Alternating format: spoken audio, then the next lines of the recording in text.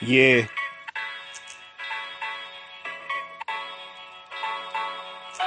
Yeah.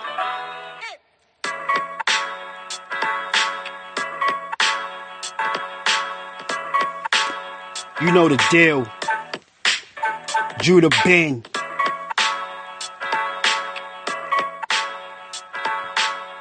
Yeah. Chill and reset. It's Tommy from the BX. Boxing is the attitude. Survival is the reflex. We taking over. We got now and we next. Cowards jock the style, so he birthed a lot of rejects. His YouTube algorithm is an asterism. You can tell cowards fake from their mannerisms. They all settle less. Chromosomes double X. If you try to cross time and you in trouble, yes. Cats begin to live crying on the internet over their opinions. Faggot, I ain't into that. He got a catalog of long, deep interviews. That's the resume when you deal with Mr. Dillamouth. We can keep it civil or it get physical. You can take the window or the stairs, whatever interests you. Chime in, cause you might learn a thing or two. Mr. Dillamouth, knocking out your wisdom too. Yeah. Yeah.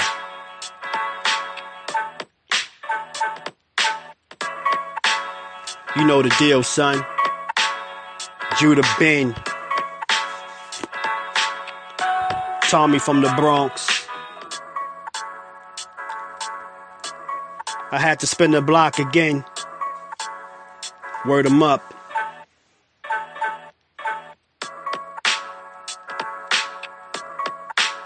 Shout to the BX. New York City. East St. Louis in the spot.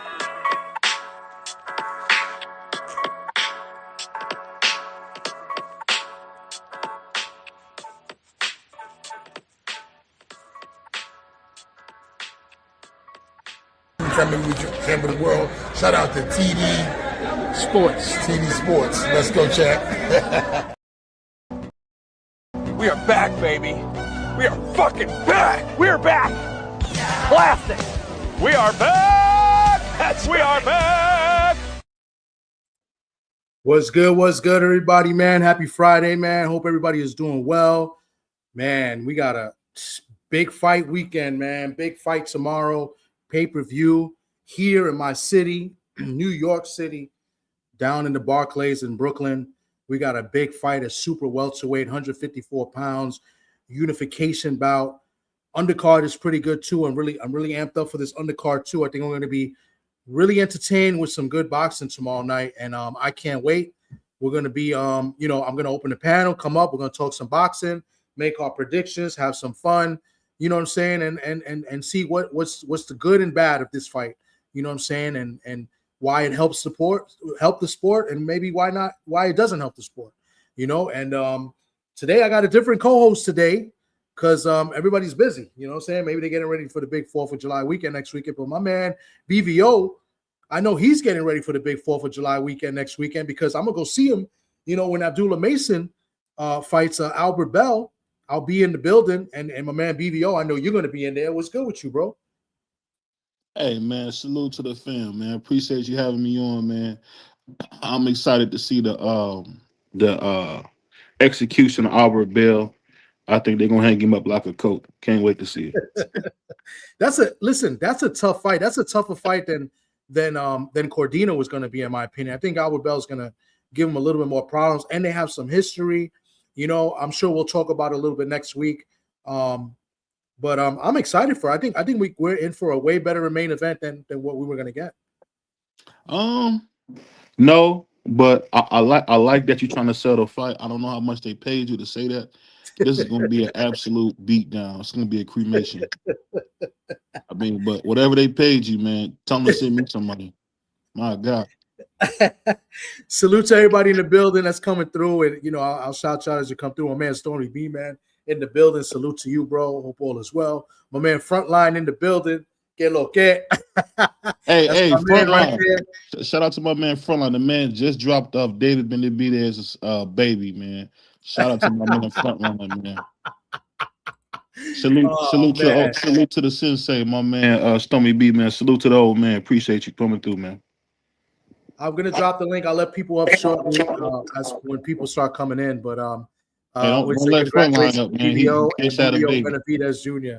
He just had a baby. Don't let Frontline up here. He just had a baby. My God. But we know BBO. He's a big giant Opataya guy. That's the tribal chief, right? That's what you call him, the tribal chief. Hey man, the hate from you Uso is crazy. I'm just down with all my Samoans and Polynesian people, man. That's what we do, man. Salute to my man KG, man. Salute. Hope everything's well with you. But yeah, let's get into it, man. We got a big fight. I'll start with the undercard, a little bit until more people come in the building. But we're gonna have a showcase fight to open up the card. I don't know if he's first or second fight, but Juanma Lopez de Jesus, he's gonna be on the card. He's gonna fight this guy Alberto Motos. Doesn't seem much of a challenge as Juanma's favored by minus 3,500. That's 3,500 to win 100, while Albert Motos is getting plus 1,100. I think this is a good look for the card, right? Because they're trying to get the Latino fans in the building to help support Xander. So they got a Puerto Rican, a guy that Zayas is good friends with as well. Juanma Lopez. Anybody knows Juanma Lopez? His father was. He was a great fighter with in himself. He did lose those 2 fights to Salido, kind of messed up the fight. We wanted him to fight against Gamboa. That was the one, but that's his son. He's Juanma Jr. They call him Juanma Lopez de Jesus. He's 5-0 and 4 by knockout, if I'm not mistaken. So I'm pretty excited to see him. He'll get in, electrify the crowd a little bit with a knockout. I got to see him in person a couple times. His debut, he starched someone crazy in his pro debut last year. So they grabbed the guy right off the trash truck last year, and so I mean he was matched up tough in his second fight. His second fight, he fought this kid from Puerto Rico, kind of a little rivalry, and it kind of sucks because it was only 4 rounds. He fought this guy Malik Quinones, right? Quinones Torres, and he was 2-0. So both coming up, they had a little bit of rivalry, and he dropped Juanma in that fight. Yeah, because remember they sparred, and he crawled out the ring like a bendejo. So I remember seeing the footage of him crawling out the ring. So I mean, he got revenge when it mattered, but let's not forget the footage is on YouTube of him crawling out the ring like a bendejo, man. We seen that live. I've never seen that footage. I know he got dropped when they fought in the pros in that fight last year. He got dropped in the first round, ended up winning a split decision. Kind of controversial, a lot of people say, but nevertheless got the win. And then he actually got another he actually didn't get a stoppage in this last fight. I thought he did. He won by unanimous decision in his last fight. So he's only got 2 wins by way of knockout, but he does possess that knockout power. He fights, at the little guys' weights. A lot of people don't like them guys. It's a southpaw. He fights at 115. That's a super flyweight division. So, but nevertheless, I think this is good that they're showcasing him, in for this fight to try to get more of the Puerto Ricans in there. And they got a couple other Latino fighters on the card as well. As you know, your guy Emiliano Vargas is in the co-main event. Yeah, I mean, I'll say this about Emiliano. I've actually lost almost all faith in him. His contemporary, his direct contemporary Abdullah Mason's already champion and defending his belt. I really feel like Fernando must see something that we don't see because Emiliano has not stepped up in competition at all. This is another cab driver who he should knock out and stop. And I think how many more like sparring sessions do we have to watch from him? When are we going to see him actually fight somebody of note? Because Emiliano has a huge mouth, but his actions are not matching up. I say this all the time in the doghouse, man. He say he getting money, but we ain't seen nothing. And I think Emiliano has been a complete disappointment up to this point, if we're being totally honest. Okay. Well, I think he's got a tough opponent for where he's at in his career now. He's fighting this guy. Stop it, man. Listen, he's going to have a lot of. He's going to go against a guy that's going to have a lot of fans in there as well. They're coming out of Syracuse, New York. He does sell out upstate. He's fought upstate a bunch of times. 22-1. Bryce Mills. He only got 9 KOs. The thing about Bryce Mills, he has an MMA background. He said kickboxing, so that's MMA. And I've seen this guy win a fight by throwing an elbow. So that's something to look out for. Obviously, Emiliano pointed out the press conference as well. I do have the video up on my channel. And the short, I posted it last year where he knocked out Aaron Aponte in the first round with a straight forearm right to the forehead. So and see, this is what I'll be talking about. This is what I'm talking about with my co-host, TD Sports. Hypocrisy of this whole thing. The dude Emiliano, and I'm a guy who wants to see him do well. The fact that we can't hold him to any kind of standard is disgusting. That's kind of where we are in boxing now, where guys want to, kind of boost dudes up who are not doing nothing. Emiliano has done nothing. Emiliano has pretty much been touted as the darling of Top Rank. I could say he's gotten as much attention as Xander Zayas for not even a quarter of the work. And I'm just saying, at some point, can we get paid off our investment, or we got to keep seeing you in there with guys that have no chance? No, I think that's a fair assessment. But he is ranked. I believe he's ranked in WBO right now. He's like 1 or 2 right now. So he's up there. It's the same guy who said he was open to fighting Devin Haney. It's the same guy who his father got on a whole press tour and said we would love to fight Gary Antoine Russell. And then when Gary Antoine Russell responded, we never heard nothing again about it. So what I'm saying is this hype? I mean, or is this, what is this guy? You know what I mean? I don't know what he is. I think I'm starting to think he is a pretender. Don't get me wrong, he's a handsome kid, so I get that's probably why they want to sell some tickets. But as a fighter, he's been an absolute disappointment. An absolute disappointment. I think being a little bit too harsh, but I get it. I get it because that's what Top Rank way. Who even talks about Emiliano Vargas but us? So let's not even play like this dude's not even a player in the game. I mean, he's one of the most arrogant guys you can meet. Oh no, I'm talking about maybe it's not him, maybe it's his team that's so arrogant on how they, work with this guy, but he ain't fought nobody. So you telling me when we try to bring him on the show or we try to talk to this guy, it's tough to do that. He got these buffers, but he's not fighting nobody and he's not doing anything of note in the sport at this point. Do you realize Abdullah Mason's already champion and defending now? Well, Abdullah Mason's on another level right now. They're supposed to be on the same level. Remember we heard him. Hold on. Remember we heard Emiliano say he would love to have the Abdullah Mason fight at some point. That'd be his super fight. That's what he said. You see what I mean? I'm holding him accountable for what he said. They're still young, and I believe they'll get the opportunity eventually. I mean, I'll ask you this, Sean Ross. God damn, how long do we have to wait? You keep talking about another year. I mean, how much longer do we got to wait to figure out if we got the goods or not? He hasn't even been in a fight where we can say if he has a pulse. Has he even been anywhere remotely in any real trouble? Every guy he's fought, he touches and they fall down. That's not boxing. That's showcase after showcase after showcase. It's looking like a hype job to me, and I'm just being honest. And I love Emiliano. Actually, I don't love Emiliano. I love his father so much that I want to support his son, just to be totally honest. But the other two brothers are kind of like knuckleheads. I think Emiliano's taking it a lot more serious. Fernando Jr. should get that name back. He stinks. The other one, he's fighting security guards and running from his big brother in the lobby. I mean, right.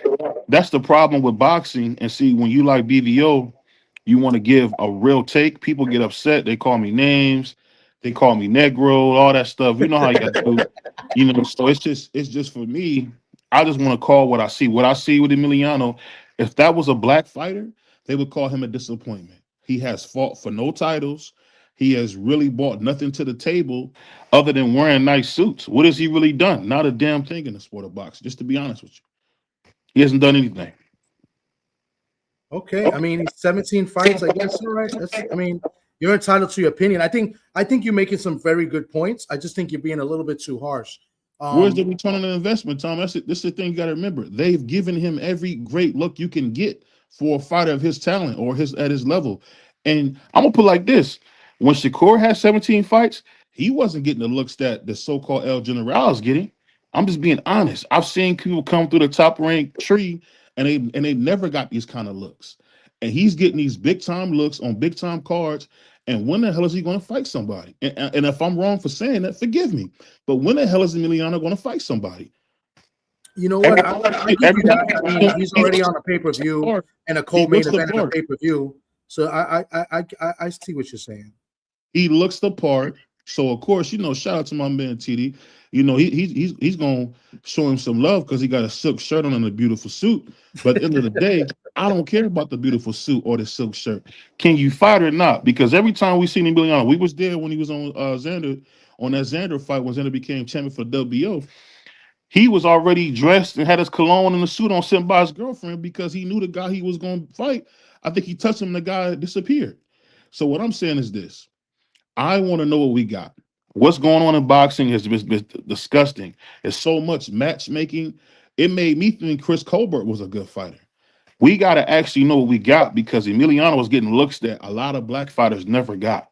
I'm just being totally honest. Or even some Mexican fighters never You're got. right. Yeah. Jermaine Ortiz, who we seen in the amateurs, who was a monster in the amateurs, he never got these looks that El General got. Never. And he fought Lomachenko. And in my opinion, fought Lomachenko better than a lot of guys. He just didn't get the win. But we talking about a guy who keep getting big time looks who's doing nothing. When are we going to call it out? And I'm going to call it out today on TD Sports. That's what we got to do. We got to speak truth to power. We can't be afraid. You're right. He's already, listen, you know what? You bring up a great point. He's already a co-main event on a big pay-per-view card tomorrow, right? Which I think there's other fights in this card that should be the co-main event. And that was before I bring in Frontline. And Frontline, you could cook after this. I think Cedeno versus Jahai Tucker should be the co-main event. I think that's a good 50-50 fight. But I understand your point, and Champ Ross. That's the problem with boxing. You dudes be wanting to pamper these guys. Remember what happened with his father was his father. His father was remembered and revered for the man he was. I'm talking about his son who's getting put on this pedestal, who's done nothing in the sport. They talk about Emiliano El General like he's somebody special, and he ain't fought nobody. I'm gonna tell you that. I'm gonna tell you something. Right, we got a guy. Shout out to he's a friend of the STN. You telling me Jalil Hackett is about to fight Sergey Devinchenko with the same amount of fights as Emiliano Vargas? What the hell are we even talking about? What the hell are we talking about? What I'm saying is this. He's getting looks that other fighters never fucking get. Excuse my language. But we want to sit here and boost this dude up. At some point, when I see Emiliano Vargas with these fights, I want to hit him in the head with a tomato. I'll throw some popcorn at him because he's wasting my time. And I think it's unfair, and it's showing you that hypocrisy and pedigree mean more than what you do in the ring. And that's a damn shame.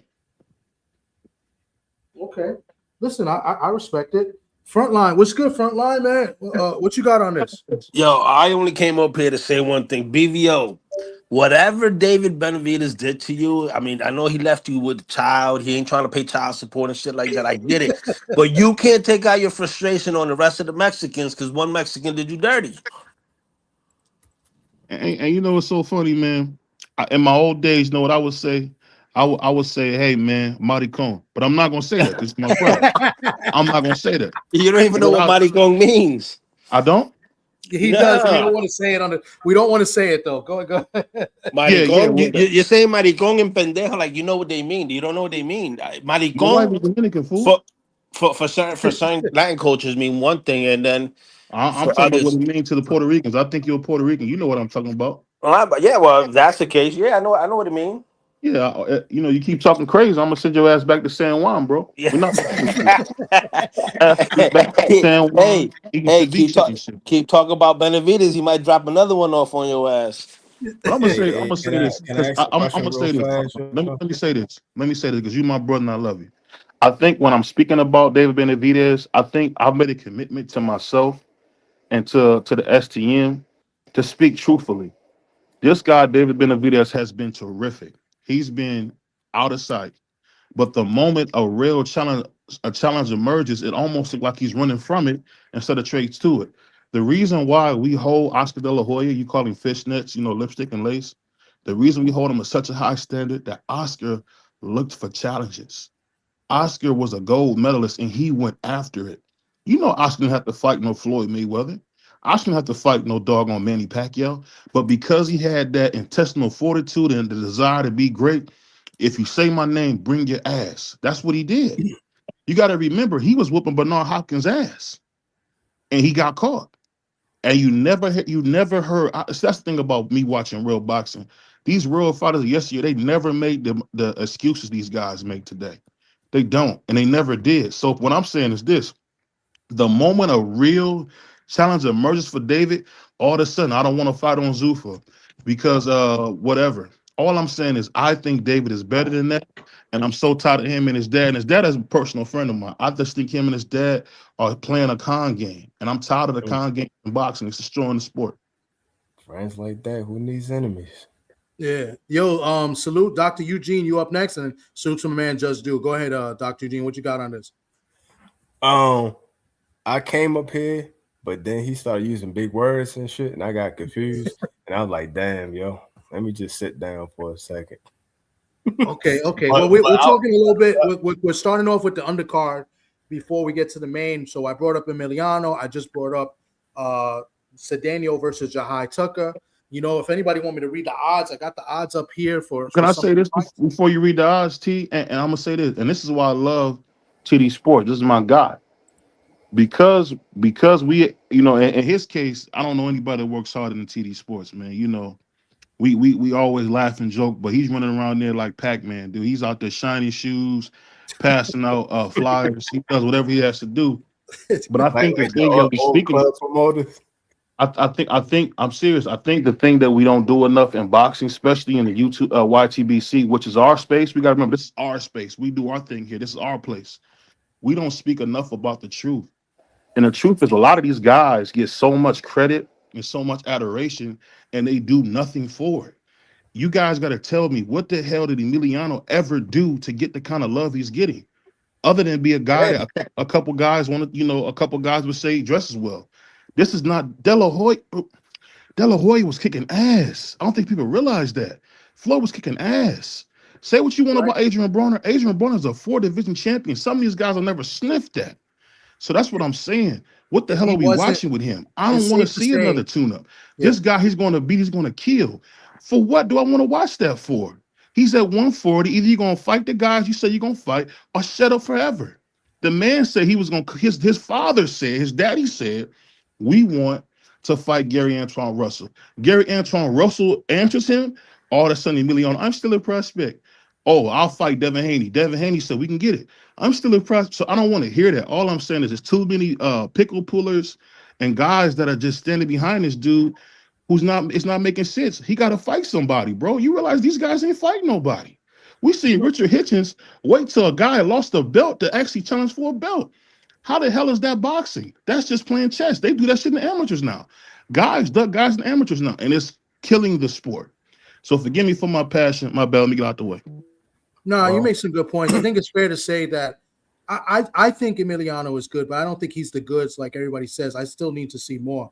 But I think it's fair to say that if he wasn't, you know, Fernando's son, he probably wouldn't be getting the opportunities to be on some of these cards like than others. So I think that's a very fair assessment, because being in a co-main event this early in your career and really haven't fought anybody is huge. You know what I'm saying? So like that's big for somebody like, you know, Emiliano. I mean, he hasn't really put in that work like maybe others that might be deserving of this. I'm high on Jahai Tucker. I really like Jahai Tucker a lot. He's in a tough fight tomorrow. I think he deserves to be in the co-main event.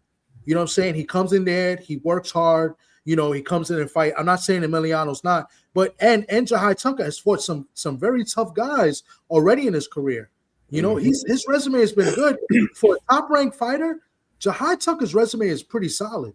So, you know, that's why, you know, Yuri Cedeno maybe not so much, but, you know, I know he has that amateur pedigree. You know, he was Olympian for the DR. So, you know what I'm saying? But I think Jahai Tucker, his resume is much better, and he's been battle-tested, you know, throughout his career. So I get what you're saying, BVO. You're 1,000% right. What's up, Justin? I wanted to ask about the money, because I heard y'all was saying that, but honestly, I thought that either meant like really just a Mexican, or it meant like a kind of like a slur on a Mexican. But like, what does it actually mean? Seriously, because that's what I thought it meant this whole time. I really didn't think it was a bad word. Marico means faggot in Puerto Rico. Oh, I ain't know that. I really thought it meant like seriously. I really thought it meant like either a Mexican or it meant like like If you bad if you Mexican or if you hear the Colombians call each other marica all the time. Like the short version of maricón, they call marica. The Colombians use that word a lot. That's why I said in the beginning, it depends on how you use the word because different Latin cultures they use the word differently. Yeah. yeah. See, Well, I'll bust through your BBO is cool, married to a Dominican, so he knows the meaning of But can y'all hear me? Yeah, I hear you. Hey, but I wanted to talk about that, yo. You said David Benavidez. I don't like that. I get what you're saying with your take, but I don't like that take because a similar take could be like what's the fighter Tank. Everybody say the same thing about Tank. Oh, Tank ain't never fight but it's only two people they talk about he ain't never fight. You from Baltimore? Yeah, but Benavidez, you saying? Well, I actually it's only two people. We don't. I don't want to Benavidez talk ain't about fight. Tank. I don't want to talk about Tank. No, I'm not talking. If you from Charm City, what I'm gonna do is tell you, take your ass back across Charles Street. I don't want to hear about Tank. I don't want to hear about Tank at all. I'm not talking. I'm using him as an example to let you know, not fighting two people doesn't mean that he's ducking people. And so he's from the east side, I take it, right? The two people, no, I'm from over west, I'm from Midway. But the two people that he didn't fight, there's a reason why he didn't fight those two people. Because the two people he's trying to fight who has bigger names and bigger accomplishment and a bigger bag is who he's trying to go after. He's not ducking those people because they said the same shit about Morrell. He was ducking Morrell. He scared of Morrell. Then he whooped his ass. And then they moved the goalposts again. They moved the goalposts a bit of. Can I say this to you, my brother? Can I say this to you, my brother? Facts. They moved it from Morrell to David. What's his name? To Baturviv, and then after Baturviv, then they moved it to Ja. Once he went up. Let me just say this because I have Facts. a hard time. You just got BBO mad. No, listen. Facts. I have a hard time with this disingenuous talk. This is what I'll tell you. It sounds good. It might even make you feel good, but I seen Roy Jones Jr. giving his phone number out during press conference. You might be too young for that. You couldn't say certain guys' names. They were going to. I seen Roy Jones Jr. give his phone number out. These guys wanted it. You guys realize you probably too young to remember this. My man Pernell Whitaker got off the couch and fought Oscar De La Hoya and dropped him at 147. Mm-hmm. So what the hell are you talking about? I know what real boxing looks like. This isn't it. This is not it. Who do you want him to fight? Who? You want David Benavidez to fight who? I want David Benavidez to stop walking around with his vagina. I want him to fight Ja Oberstein. You want him to fight Ja? He just got the cruiserweight, and now you want him to fight Ja. He never turned that shit down. He never turned it down. So you can't say he's scared to fight him. He never turned it down. He said, Ja, whatever the fuck you're doing. Y'all saying Baltimore? Y'all say dummy, right? Hold on, whatever the fuck you doing over there, Ja, come over here and let's get this motion, yo. Now, what David Benavidez said was that super belt you got means shit to me. You bring me a real belt, then we talking because you ain't offering nothing for me. Hold on. You missed it, bro. You just missed it. This man just got on his knees for David Benavidez. David Benavidez, he said he want to be the best. You talking reality? You talking crazy? Hold on. No, we speaking facts. This dude got the Ring Magazine belt. Hey, BBO just had his baby, so it's all right because he can't keep David Benavidez's name out of his mouth. I put like this. Let me say that the reality is this. So if he's so great, right? He say he going back to light heavyweight, but behind the scenes, he runs to Mauricio, his new daddy, and say, "Hey, daddy, I want to fight Noel McCallion." So what is Ja doing? Ja has the Ring Magazine belt. He had. What is he doing? What is he doing? I didn't say what he got. What is he doing? He about to fight Chris Bellum Smith next. The former WBO champion. So he BBO, you think Benavidez is ducking? Hold on. With a straight face, he's saying that shit. Listen, I don't care if you don't agree with me at all. What I'm telling you is what I've seen. Hell with agreeing and disagreeing. I just want to make sure I'm seeing the right stuff. Listen, if you want my opinion, I'll give it to you. This is This is why I clicked the link. What did Ja doing But to this make is this the fight? thing. All right, one at a time, This guys. is what I tell you. Y'all talk about a dude in Ja Obatai who was putting on his own fights. Mm-hmm. He had got dropped by Eddie Hearn. Eddie Hearn said, I can't promote him, dropped him. Cool. Mm-hmm. He put on 2 of his fights on his own. He said, you know what, I'm tired of this. His dad reached out. Shout out to Peter Khan. Reached out to Peter Khan. They ended up getting the deal done. So now they brought him over to the States. So he actually has moved his whole family and everybody over to Vegas. So he gets everything set up. We thinking we're going to get Ja Obatai versus David Benavidez. We know Noel McCallion went life and death with a guy named Badu Jack. We know he's not the best. So he's going to get 2 belts. David get 2 belts because we all know Zerto sucks. I seen Zerto have Dimitri Bivol bring the fight to him. He whooped his ass. Did y'all see that fight? Dimitri Bivol whooped Zerto's ass. That wasn't no boxing match. He went in there and whooped his ass. Lost to? Man, salute, man. Salute, man. What's up with everybody? What's up, man? Just do go ahead and Truth Zone. Thanks for coming through. Just do is up here. Let you go ahead and cook, and then we'll go to Truth. You can hear me? Yeah. I hear you. Go ahead. All right, cool.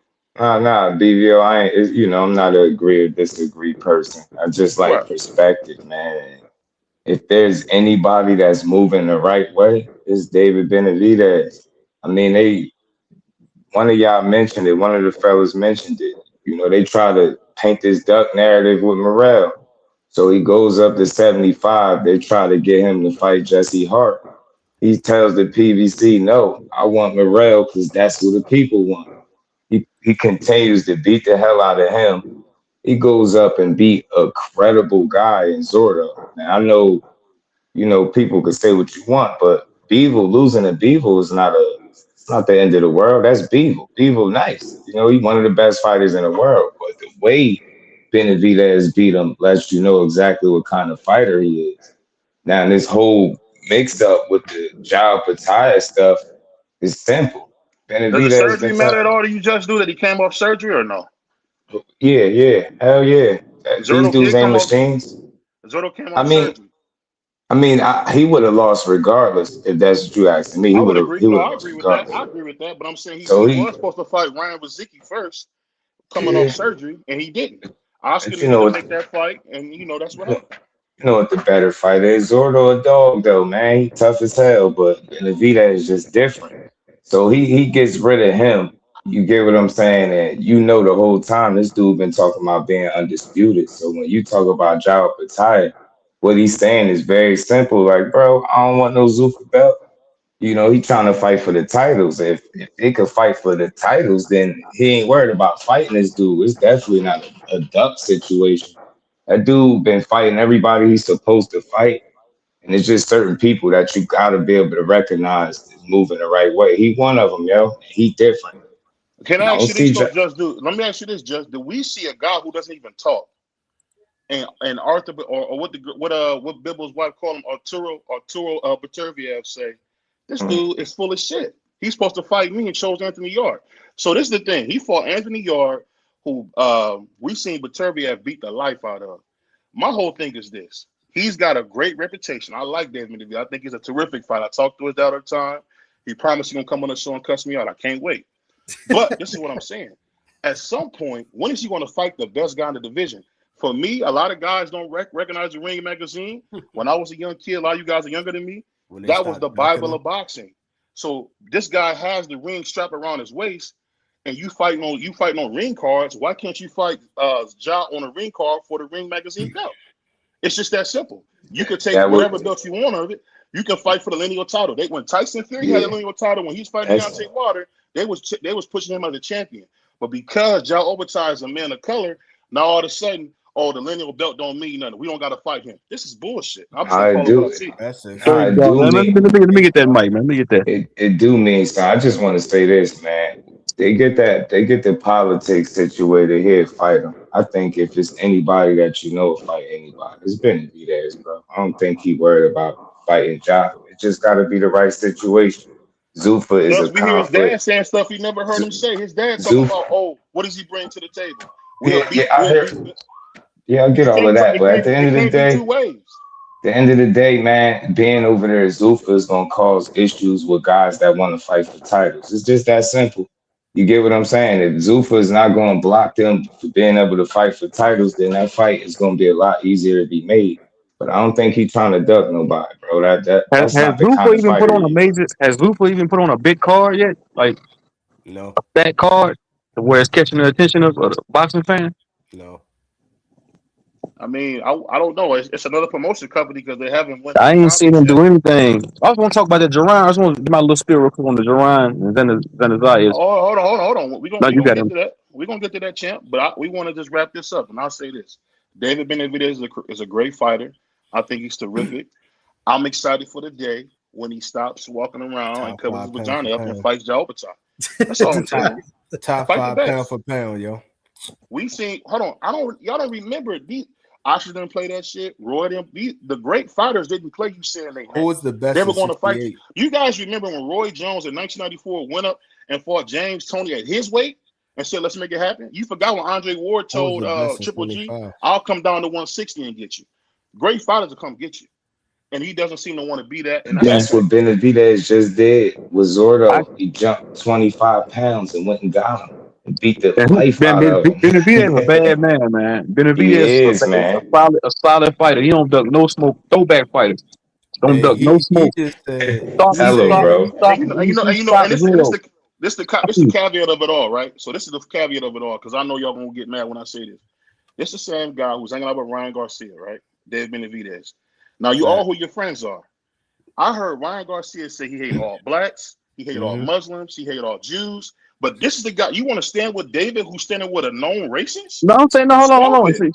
I don't. Stop it, bro. Hold on. When it comes to Stop boxing, it. listen, man. In the ring, And niggas we're talking about always say inside of the clown stuff ring what like that. I'm a Benavidez black does. man. We ain't talking about the I'm a politics, man. You want to hey, get into the old politics and shit. that We're stuff talking about in the matters, bro. ring. That stuff matters, bro. So In if the some other ring. white, if somebody call you an ape or call you subhuman, it don't matter as long as it's not in the ring. That's clown He didn't behavior. call me one. I don't know BVO, that. I don't know Ryan Garcia. He ain't call me nothing. I don't know about none of that. BVO, Hey, if that's how don't you are, don't I got no respect for that champ. don't I don't come put from your where Meg Erickson said the best. All the scared niggas are dead. I don't go for that. Man, it's You can't boxing pay. with feelings, man. You letting your political and you know all the Well, other stuff. You know, I'm a nah, bro. I boxing. BVO, understand. Yeah. don't Yeah, I do that, understand you a bro. coon. Don't That's do cool. that, BVO, we But can B. for save me, that I'm for a black we man first, bro. You can't say that type of stuff. BVO, but we You could can't say you hate all blacks and think I'm gonna support you and now stand by me if you BVO, did that. hold You can't do hold that to on, me. BVO. You can't BVO, do You it. we was could the Flat out. same You can't dude. do it. You was the same dude hugged up with T.O. and he sending niggas bananas. What you talking about? Don't Got don't don't him. don't pull your black card out when it's convenient for you, brother. I ain't hear nothing you said. Hold on, let me go and I'll come back. Yeah, come on, right. Like, No, he look, can't hear nah, all that stuff. Come he was on, just man. strictly talking boxing. Benavidez is one of them ones, man. And we all Yeah. know it, yo. The real Yeah, ones for know sure. he moving right. Yeah. Jao Yeah. Pataya is just a little conflict with the Zuffa stuff. And how do we know that he ain't just conveniently using Zuffa as a reason to get away from the fight? Because he's been talking about being undisputed and chasing the titles. That's all Hey, he need to do, Bro, yo. If it's bro. no title being blocked, Man, he he gonna want fight that. that man. Who's the other dude talking? He talking about those the black and white man. We're talking about in the ring, man. We're talking about skin fighter dudes. We oh, talking he about we talking about what we multiplying, put up yo. to the TV for every Saturday night to watch. We ain't worried about it. Right. Listen, if he is racist, he gonna catch karma. He's gonna get his ass beat Can't get it. What's Sure. wrong with this from thing? pillow to post. Sure. But Mm-hmm. Hey, not only that too, bro. Ja Apatow been at cruiserweight way longer than a bunch of other these guys that done already been there, bro, and he ain't done nothing. He ain't unified none of the belts. He ain't fight Zerto. You know what I'm saying? Like, come on, bro. I was gonna say one thing about Benavidez real quick. Somebody with timing can oh beat shit, you Benavidez because Benavidez got fast hands. Same thing with Amir Khan. Amir Khan had fast ass hands. What was the script tonight? Somebody that could time his ass, catch him in between shots. But Benavidez don't have a glass jaw. Amir Khan had a glass jaw, but somebody with perfect timing Mm-hmm. can catch him in between shots. And he got a top and five. yo, Timing he What beats is got it? timing. the Timing opposite, beats hand speed every time. Top but 10 plus he got minus heart too. and he got a jaw for real. Mm-hmm. And he got top 10 plus minus. His defense I better don't than see you would nobody think. in the weight classes like that can really Hey fuck with yo, Benavidez. Maybe what's his name? Maybe Bivol. no, his defense is real good, but you also gotta know he been Mm-hmm. sparring top motherfuckers that can punch hard for since he was years. a kid, So since he was a teenager. that pin Nah, I is don't see Benavidez losing anytime soon, man. Them dudes, them dudes at that weight class he at right now can't fuck with him, man. I don't see I nobody agree. beating him anytime soon. a I agree. BVO. I'm waiting for you to come back, yo. I want you to tell me who was the top motherfucker at 68. Oh, right now? Just period. Well, Well, matter of fact, I'll say when David Benavidez was at 68. And let me ask you this. Let me ask you this. Since we speaking facts, because I understand a lot of guys are fans of David. I remember when Caleb Plant, before he took the Canelo fight, because remember that's why Billy Joe Saunders got it made first. I remember he tried to fight David Benavidez. Benavidez's whole team said we need more time. So the thing was he didn't even fight Caleb Plant until he got knocked out by Canelo. My whole thing is this. It's not the bad David Benavidez. Heavy as the head that wear the crown. If you don't agree with that, I don't give a fuck. I'm just trying to tell you what I've seen in great boxing. I've seen a guy, Roy Jones, go up 8 pounds and fight a monster in James Toney, who you don't get those wins if somebody don't have the nuts to take them. Say what you want about Oscar, man. Oscar went in there with Bernard Hopkins, went in there with Floyd, went in there with Pernell Whitaker. That means something when guys go against, they look to test themselves. So the first guy that emerged that's around your age, your size, you saying you're a fighter when you get ready, you need 2 years, man, whatever. I'm not going to argue with nobody, but I'm just going off with what I'm seeing. Okay. Hold on. Back to my question though. When David Benavidez was at 68, who was the number one guy at 68? I thought it was Caleb Plant back then, just to be honest. You didn't think it was Canelo who beat him? No, Canelo. You talking about before Canelo came up? No, I thought. Are you talking about before Canelo came and did all that stuff? Canelo was after? There. They was both at the same time. Yeah, they were both at the same. This is my whole thing. Caleb Plant was IBF. I believe Dave was WBC. They should have been fought before they did, and they didn't. All I'm saying is this. I'm just asking who was the number one guy, and you say Caleb Plant over Canelo. I thought Caleb Plant was this. Well, if you talking about when Canelo came, then Canelo was the number one guy because he proved it. Okay, he proved it. Okay, yeah, but David Benavidez was trying to fight Canelo, and Canelo didn't want to fight. I cannot hear now. What is up with this thing? Now, who was the number one guy at 75 when David Benavidez was there? Dimitri Bivol. Who was David Benavidez trying to fight him too? I don't know. All I remember is that Mauricio took the belt from me. Man, who from Baltimore? I understand you got your David Benavidez jammers on.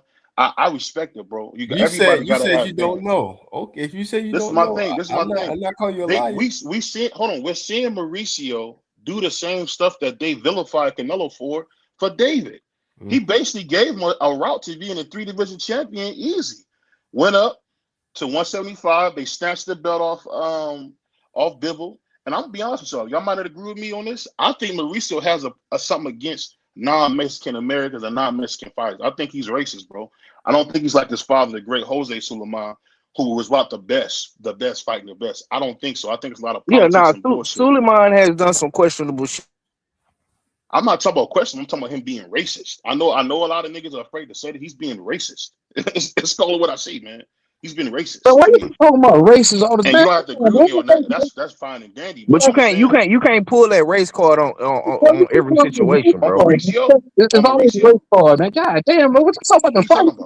The same Mauricio who had that crazy picture of Terrence Crawford looked like he was melted, and they all signed it. What are you talking about, bro? The problem is y'all dudes have no sense of history, bro. Like, I'm sorry, you can't be racist, and I'm gonna be down with it. I just can't. I can't because you don't have to. We've never heard Canelo ever be racist. Canelo threw people out of his camp for being that. But BVO, so I just look at it a little different than y'all. BVO, can you hear me? But that's cool and everything, and I respect it. But you can't make it like nobody else feels the same way. Like you're trying to address it like we have to feel the same way that you feel. You know what I'm saying? Like you're making good points, but like it's not always about that. You feel me? Hey, who's the channel host? Salute to the channel host, man. That's my first time over here. Salute to you, man. Yeah, man. Salute to you. Thanks for coming through, man. Sure. Go ahead. I want to talk more about this undercard before we get to the main event. 503, what's good with you, bro? Yo, can you hear me, Tommy? Yeah, I hear you clear, bro. Okay, I'll just make it sure because I know it's some audio problems, but yeah, what's good? StreamYard be bugging. I've been having mad problems with it. But go ahead, bro, man. You got anything on this undercard? Like I got I was gonna say I got Jahi Tucker Oh, well, let me ask you a question while they fixing these. Yeah, now it's breaking. Hey, Thomas. David Benavidez, was he trying to fight Bivol? I think they were trying to. He was Yeah. trying to. Hell yeah. Okay, so that means he was trying to fight the top guy at 68 and 75. Yeah, he was trying to fight. Yeah. That's crazy. David Benavidez got to be ducking everybody trying to fight the top. Yeah, and went and beat the top guy at cruiserweight. Jumped up 25 pounds and destroyed Yeah, him. you gonna do it or you not. And you know what's funny? That's impressive. This is the thing this I like. shit is special, bro. You can say what you want about this kid. This kid is absolutely man. BBO fight Lomachenko and he fought Josh Taylor back to back. If you want to fight number one guy, you can. Most guys don't have enough to do. BBO went, but you missing the key part. You missing the key part of the story, B. You missing the key part of the story, bro. When David Benavidez came to 175, what is going on? Arthur Beterbiev nor Bivol was available at the time, so he fought who was available, which was Anthony Yard. You know. Bill and you're not highlighting the fact that okay, Bivol came back once Benavidez already fought, and now they saying Bivol is finna have another surgery and fight Callum Smith or whoever the fuck, bro. That's like you got to tell both sides of the story. It ain't just Benavidez's fault. You know what I'm saying? Because he looking for the smoke. He just motherfuckers ain't that when he out. So he gotta fight the next available best guy. And at the time, shit, Zerto was available, so he went up 25 pounds, fought him, and now he trying to find another good fight, bro. That's really what it is with Benavidez. I don't see how people can say Benavidez ducked anybody. Hey, Mr. Never Lying. Let me ask you a question, yo. The biggest fight money wise out of 3 different weight classes, 68, 75, and 200. What would that fight be, yo? The biggest fight money wise. Oh, at 68 is Canelo. At 75 is Bivol. And if he no, I'm just saying out of all 3 of those put together, what would be number 1? Canelo. Okay. Canelo versus Benavidez is the biggest fight, but Canelo's not gonna fight Benavidez. It's too dangerous. Hey, what better. Number 2? Canelo gonna stay clear of Benavidez until he retires, man. He's not going nowhere near that. He's a young man. Hell no. No, I'm saying what would be the number 2 biggest fight money wise? Bivol. And what would be number 3 money wise? I'll probably say Apatow. Okay, so if he the number 3 motherfucker, I'm going after the number 1 and number 2 first, and then I'll get to you when I get to you. That's just smart business. But the fight with Benavidez and Canelo, we gotta be realistic. That's not gonna come to fruition, man. We know Canelo's not gonna go in there. He's not gonna go. He's gonna stay clear of Benavidez till he retires, man. He's not gonna go in there. Nah, man. They offered him $100 million to fight him before. He turned it down. He said no. $100 million. That's Canelo's side, but as far as his side, he need to keep going for it. Why would you turn down that much money? Go for that shit. So I'm not mad at him still throwing that name up there because he's trying to get paid and he's trying to take over his spot as the number 1 Mexican. And see, and salute to my brother Allfella. I know he like Jay Apatow. I fuck with Apatow, but like I say, Apatow has been at cruiserweight longer than all these dudes, and he has not fought any of the other champions at that weight class. So that sounds like an Apatow problem. Y'all can't put that on David Benavidez, bro. He only had one fight at the weight class, bro. Apatow has been at cruiserweight his whole career, and he has not done any of the things that the number 1 guy's supposed to do. And plus, you got to think about the promoters too. The promoters, they're not going to put Benavidez in the ring right now. They're still trying to build Apatow. They're still trying to build up his resume, so they're not going to put him in the ring. Benavidez right now. They're still trying to build him up. Yeah. So it don't make sense right now for his promoter to even put him in the ring with Benavidez right now. No, they're still trying to build a fight up. Mm-hmm. Nah, but David Benavidez is hunting the champions, though. You can see the way he moving. He is literally hunting the champions. and Ja is literally not hunting champions. And now that he went to Zuffa, it looked like you went the complete opposite of hunting champions. It looked like you went to the duck zone. It just looked shaky. Yeah, man. Can y'all hear me? Zuffa. Can y'all hear me? Yeah. Can you hear us though? Yeah, it's like some reason it's going like the sound. I'll be talking, then I won't hear y'all. It's crazy. I don't know what's going on. I think it's something with StreamYard. I've been having problems all week with this freaking thing. Nah, it's all that BS you were talking, yo. Tommy. Hey, you know, and I'll put it like this, bro, because I understand you on a different type of time than me, so I understand that. My whole thing is this: I just want to see a guy in David who I've been watching quite a while. I want to see what he does against a guy who's actually a challenge. You can't run from challenges. That's what makes fighters great. Y'all can say what y'all want. A lot of guys don't watch fighting, but this guy fought Breedis. Breedis was a monster. Breedis gave Usyk all he could handle. Benavidez fought Demetrius Andrade. Wasn't Demetrius Andrade? You think if Demetrius Andrade is the same as Breedis? Are you out your fucking mind? You know what Breedis is? Hold on. Wasn't Demetrius Andrade this mythical dragon that flew all around and was beating everybody up? And he was such great boxer. Andrade was the boogeyman at one point in time. Yeah, that's what niggas was telling me when Andrade was supposed to fight Charlo. They say, man, Andrade, man, he beat everybody up. Boo Boo is such a killer. Ran from. Yeah, so hey, bro. Andrade to Breedis? Are you serious? Are you fucking serious? But I get a lot of cats don't watch boxing. They only watch I guess you only watch the black fighters or the guys. BBO, you watch. BBO, you gotta stop disrespecting. You gotta stop disrespecting the intelligence of us, brother. I can give you somebody. You gotta stop doing that, bro. We watch boxing just like you, bro. We hear every weekend. We watch all the fights. We know what we're talking about. So you know what you say. So you know what I'm saying when I'm bringing up Breedis. So I know it, bro. I know exactly who Breedis is. Maybe you do. I'm trying to tell you, a lot of dudes don't watch fucking boxing. Yeah. Yo, Gavin is on the same level as Breedis, yo. That's what I'll tell you. We seen it when Chris Balaam Smith refused to fight Ja. Because Ja had put 7 of his last 9 opponents in the hospital. Beat him dead. And I put like this. And I get that you a meat boy and congratulations. I'm gonna get you a hat. Beat one of his guys almost to death. So what we talking about? Dude, at the end of the day, boxing is all about matchups. I'm gonna say this because it's just a couple of us that watch boxing hard, but a lot of guys is up here. Is Gavik the same as what's his name? Who? Is Gavik? Is he on the same level as what's his name? Talking about Vosnik. Was he on the same level as Breedis? We gotta get some niggas, man, that graduated high school. No, I would say he was. He was WC champion, and Puerto had whooped his ass. But Vosnik was that was David Benavidez' best fight. Yeah, I think he only lost one time. I think BVO having some audio problems, man, because his audio trash and his takes is trash. Yeah. Tommy, who is that talking? He needs recycle, yo. He needs Tommy, you need to get your boy, man. Hey, who is that even talking? Who's that even talking? That's 503 BVO. That's me. That's 503 BVO. Hold on. Wait.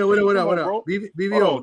Don't 503. Don't do that. Don't get up here like we ain't brothers in front of these niggas, man. Don't do that. Nah, we cool. We good, bro. We just talking boxing, but I just don't like how you come in at Benavidez like he a duck or something, bro. That don't make sense. I didn't know that was your brother. I'm sorry. I didn't know that was your blood brother. I'm sorry. Forgive me. He ain't nothing. It is ass 503. Hold on. It is ass 503, bro. I want to apologize to 503. Hey, bro. Like the homie Just Do said the other day, bro. We gotta stop destroying these boxes all the time, bro. I'm just not with that. This is the thing about it. Either you can play or you can't. But see, the problem is we don't want to talk about it. Just the same way I'm hard on David, I'm hard on Emilio Vargas. I'll be at these fights, and I'm trying to tell you this. We got to command because I'm paying a lot of money, bro. Tommy's paying a lot of money, bro. If I'm gonna pay this money, you got to give me some fights, bro. I want to see some eyeballs all over the place. I want to see some blood. I want to see some teeth missing. I want to get my money's worth. So, damn, what you talking about, bro? I want to get my money. So, what is Benavidez giving you? He beating the hell out of people. You like this? Your favorite term is beating them half to death. Come on, He BBO. really Thank you, almost thank you, publicly, JP. Come he on, Thank almost you. publicly unalived Anthony Yard in front of all of us, in front of a live And audience, I bro. said that was a terrific performance. That was terrific. Just I And said that his was next one, He's a and the top and next five he one, pound for and he pound. beat the and he he beat jumped. the BBO. tacos out of He Zordo. jumps 25 pounds and beat Zordo like He he big as stole hell. something, He fam. didn't jump Crying Made about that He made, one whooped his made fight. that nigga ass. made that nigga quit. He The Made him bigger quit. man. one G. fighter. He The made him bigger quit. What are man. you talking He fought about? one fighter in 3 weight classes. Come And on, he man. gonna beat Ja ass too. My bold claim. I'm gonna tell you that now. and I'll put He gonna beat him up too. I'll put it like this. I always show love to Just because he gave me my shot. But I'll say this, bro. I got $100, man. That's not happening, Just. I got $100. We could put I'll be 200 on happy this to if you take want. that. I swear I'll be Let's happy do to it. take your Let's money do that it. day, Let's bro. do it. That Let's sound do like it. money in the bank to me, man. Hell yeah. Hey, Benavidez is different, man. I'm When the telling fight you. happened, I and, put a rack on and when y'all see him get the hair beat off of him, I When don't the want y'all to fight say he happened, I wasn't put a good. rack He up, wasn't yo. fight. He can't fight. Watch what y'all about to do. Watch what they about to, not y'all, but watch what they about to do this man, Xander. Xander about to get his ass whipped, scraped. When the And they fight going to say, oh, he happened, I wasn't put a good. Oh, rack he up wasn't there, good. yo. Watch. That's what they do. That's tearing Yeah, they fighters can't do down. that. Xander But they is a will hell of do a that, fighter, Judge. man. That's what they will do. It's not Yeah, about but what we you can can't do. we That's what they can't will allow do. it. We got the platforms. We got to speak the truth. Win, lose, or draw. I'm Let me respecting ask you this. both Let me ask you fighters, this. man. Have we not seen it? We seen a guy, right? We see a guy in Shakur, right? We hearing all these like imaginary matchups that he gonna have, this, that, and the third, and we ain't heard nothing from Lil J. So if I don't hear from Lil J, I don't want to hear nothing. But you and the You tripping? YCBC, they talking all crazy about Shakur. Like he's some duck, he's scared, this, that, and the fourth. Come on, he's not. He's not. But that's how they paint it. People gonna paint it however they want to paint it, whatever fits their narrative for that moment. Is all I'm saying, bro. My thing is, what's I'm all good, about the best fighting the best. Let's move a little bit. My man Stormy B Man's up here. What's good, Stormy? Hey, salute, fellas. How's everybody? Sensei, what's going on, old school? Sensei, what it do, man? Man, good conversation y'all having, man. I've been listening the whole time. I had to take a phone call, but I've been listening since you went live, and got good topics going on. I just wanted to come on and join, and share. Hey, Stormy, can I ask you a question? Yeah. Do you remember when you said certain fighters' names, they was gonna come see your ass about it? You remember when Roy fought? What was that dude Roy fought? Because I remember as a kid, I was like 9 or something. I called the number and it went through. I got the voicemail. I was hyped. Remember when Roy gave his phone number out because he was saying dudes was saying that they can't reach him? You remember that when he's talking to Larry Merchant? Yeah, that was years ago. Yeah, I remember that. And remember when James Toney was talking that shit and he said, "Oh, you can beat me," and Roy went up, 8 pounds in '94 and beat James Toney. Okay, yeah. What I'm saying is, I said all to say this: the only way you get great wins is somebody dares to be great. There's not a better 2 wins in boxing in the last probably 40 years than James Toney, Bernard Hopkins on the same resume that Roy got. If you're looking at it, there's not a better 2 wins you can have in boxing, almost in boxing history. There's not a better 2 wins you can have. Like we seen the same thing with Bivol. Bivol beat Canelo, who was undisputed. He beat Zurdo, and he went ahead and he fought Beterbiev and beat him back to back, pretty much. And you don't see people don't give credit for what they do. Come on. I thought he did too, but they gave it to him. Man, who y'all got tomorrow's fight, man? I just want to see the best fight. That's what I came I for. want to see these dudes bleed. They're asking for like $200 a ticket, $400 a ticket. Man, who winning tomorrow night, man? Hey, yo, boots in 3 rounds, yo. Who said that? That nigga sound like he's fitting. I wanted to say something, that BBO was making that point though about Roy and who said who? No, go ahead. I was gonna say who said Boots will run 3 rounds? Who said that? That was Dr. Eugene. But hold up, let me let Stormy go for a little bit first.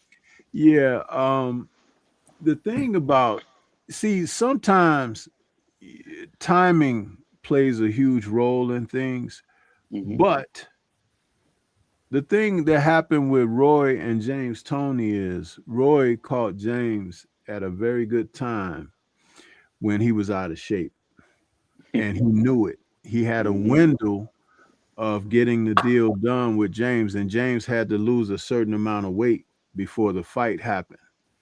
And James was fat, man. He was he was really overweight, but he made the weight.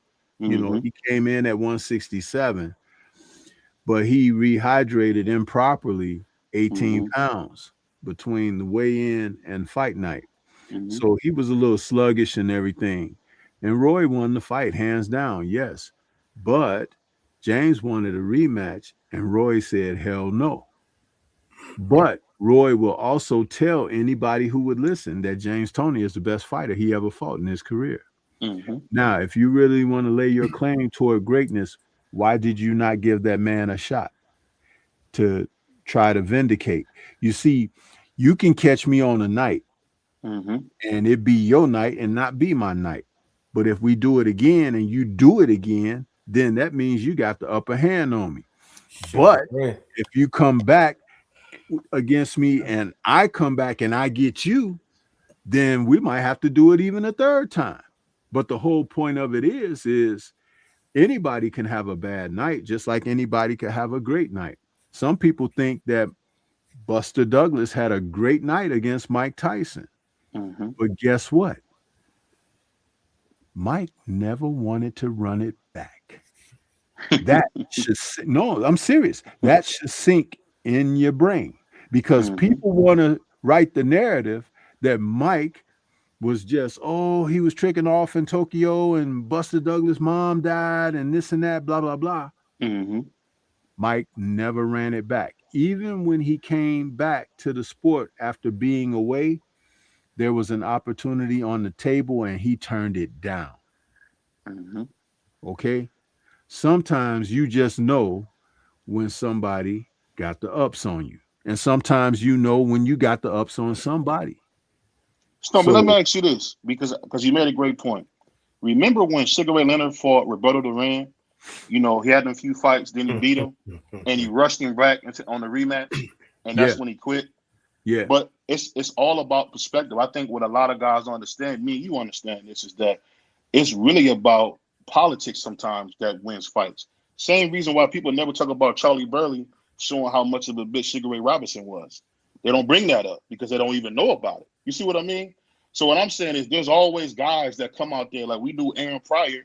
For some reason, he never got the Sugar Ray Leonard fight. For whatever reason, he didn't get it.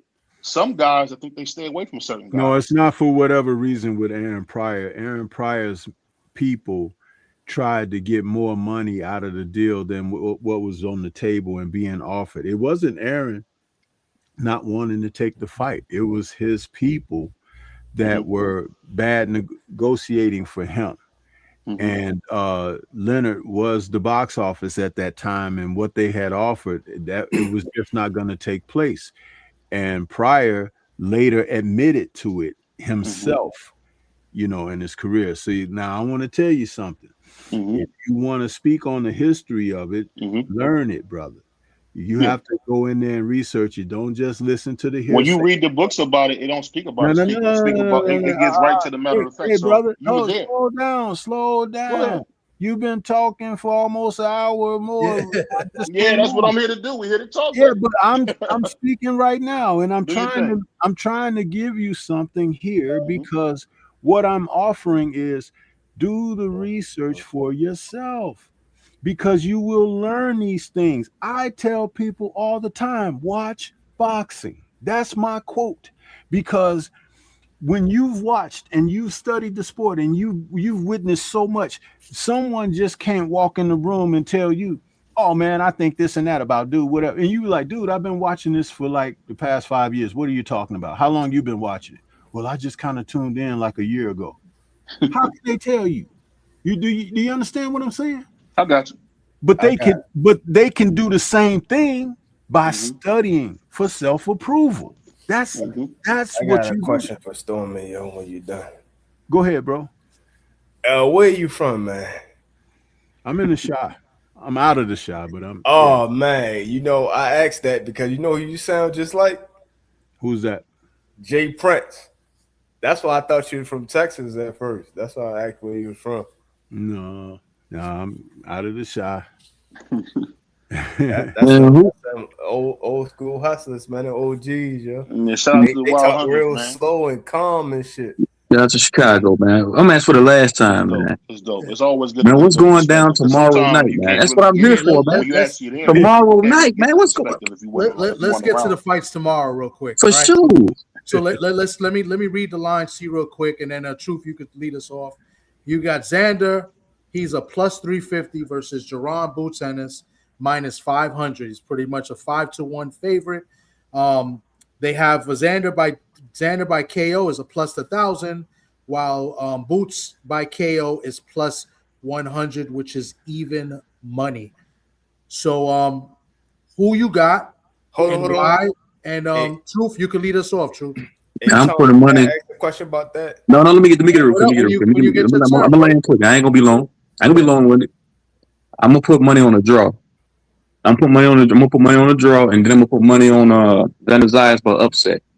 Just because the odds, I think it's plus 300 for Xander Zayas. Plus 350. Stripper. So I'll put money on a draw on one parlay, and then I'll do the upset for Xander Zayas on one ticket. But I'm going with Xander Zayas by upset because I've been watching Boots since he fought on Showbox undercard or Showbox. He just, for me, man, I feel like I might hurt some feelings when I say this. I feel like he's overrated. This is just me watching him over the years, and his resume is horrible. In the way, like I heard him on Gilly's podcast saying how he'll run through Bud, he'll run through Fundora, he'll run through all these guys, but like, bro, who have you fought? Horrible fighter. You fight nobody. Yeah, I'm thinking to myself like, bro, nigga Truth Zone. What's up, Marky Dan? Yes, sir. Yes, sir. My nigga. Don't forget that Friendly 50 we got. No, we got a big nigga. I ain't heard from you. Where you been at? You ain't came to my page, nigga. I've been fun. Nah, I can't go over to your shit, man. Y'all just be all over the place, man. But I love you to death. I'm gonna pull up tomorrow. We gonna chop this fight up before I go live. You got my jack. Hit my line. Absolutely. I got your number. But Friendly 50 is on the table. But go ahead, Truth Zone. But I was gonna say, yeah, I got Xander Zayas because I just don't believe in Boots. I believe he's talented, man. It's just for me, I've been watching him for a long time, and I just don't see it. Everybody bigs him up like he's just some killer monster. I'm thinking to myself, bro, who did you fight at 147? Stanionis? Who like, bro, he's just not that. His resume is trash. 35-0, bro. He's 35-0. No A-level fighters on that record to speak of. Not even a B-level fighter. C-level fighters at best. And they talking like he's going to run through Xander Zayas like that. And Xander Zayas, he's not like, he's not that much better than Boots, but I feel like he has an edge over Boots, man. I feel like they know something that we don't know. Okay. Man, Boots can be beat, man. I feel like he can be upset. Upset can go down tomorrow night, man. I can see it going in Xander Zayas' favor. Because Boots, he gets I was gonna say I feel like he's gonna go out for a knockout, hunting for a knockout. And then he's heavy on the front foot most of the time.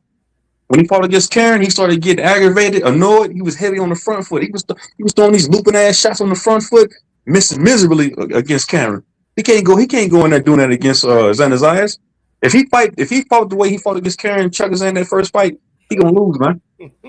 Too many holes to count. Too many holes to get counted. You fought 30-something fights, they bring a 1.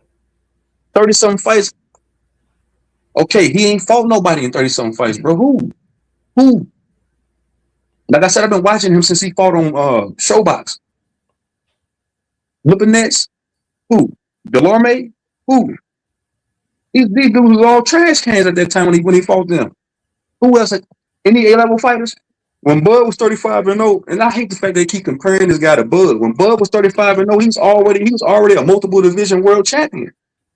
Already had all the accolades. You can't compare him. That's like comparing a Honda to a fucking Ferrari. So I hate the fact they can compare Boots to Bud. They're not the same. Two different fighters, man.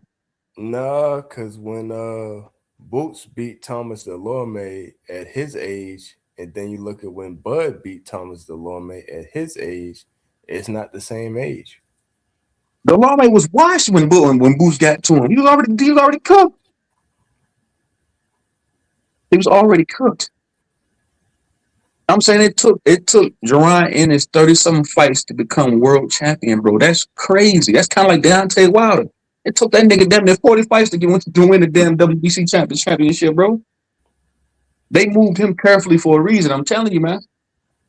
Boots is not like that to me. He's talented, but they bigging him up to be some killer monster. He might be that in the goddamn gym, but we'll see under them lights tomorrow night. Because his dad said another thing. He's knocking out heavyweights. What the fuck does that mean? These heavyweights are robotic. These heavyweights are robotic and slow. But these dudes they moving around the ring using lateral movement. Y'all ain't hear what his daddy said? He's been knocking out heavyweights. So what? These robotics are like fucking mummies. No, I'm just saying if he beat him in six rounds or under, you gonna come back and say I was wrong? If he, I give you that. If he beat him under 6 rounds, I'll come back and like, you know what, he was right. But my mind, I'm going with Xander Zayas, bro, by upset, bro. Hey, but Thomas, can you explain the money thing to me? Say that, Eugene, and then give your prediction and why. You obviously we got a Xander, and we know where you're gonna go, Boots. Just give us your opinion and why, and then we'll move on to the next guy. Oh, hold on. I need you to explain the money thing to me. You said even money. You said 1 + 1, and it's even money. Oh, for a knockout. So, like, if you pick Boots by knockout, if you put let's say you put 100 on knockout for Boots, you're gonna get 100 back. You're getting even money, right? So I'll pick 1, and I'll pretty much double my money. I'll get 2 back. You get the one you put in, and then the one you win. So you're making a profit of 100, right? So like if you was to take Boots straight up, you would have to risk 500 to win 100. So that's a little bit different. And then I'm gonna say one more thing. Why everybody calling me a hater? I went to another channel. I got banned from another channel because they said I'm a Boots hater. I'm not a Boots hater. I'm not saying the guy's not talented. I've been watching him for years, man. No, I'm just saying, to me, why can't you're not a hater? You're entitled to your I can be a critic. I can criticize these fighters. Yeah. I'm saying Boots, for me, he's not that. They bigging him up to be some killer. I'm saying against who though? Yeah. Who? Like an eye. Listen, a hater is somebody that, if you go ahead and say that Boots is a bum and that's hating. You're basically saying you think he's the goods. He just hasn't fought the competition level. The competition ain't it's not like this nigga. You've been fighting all cab drivers, nigga. What a cut? You're 35 fights, bro. You supposed to have at least an A-level fight on your goddamn resume. 35 fights in, brother. Yeah. Devin Haney, nigga, Lomachenko won a belt 8-0. Hey, what else? But Truth Zone, I respect what you're saying, brother, and you sound very, very passionate about your takes. But you got to realize something in boxing, bro. Everybody's journey is different. You got to realize with Boots Ennis wasn't no highly touted amateur like Lomachenko. You know what I'm saying? Boots Ennis fought in the local region of Philadelphia. That's why he got so many fights, because a lot of his fights was in Philly, with these local promoters, and he had to get himself out that situation. You know what I'm saying? 2 times.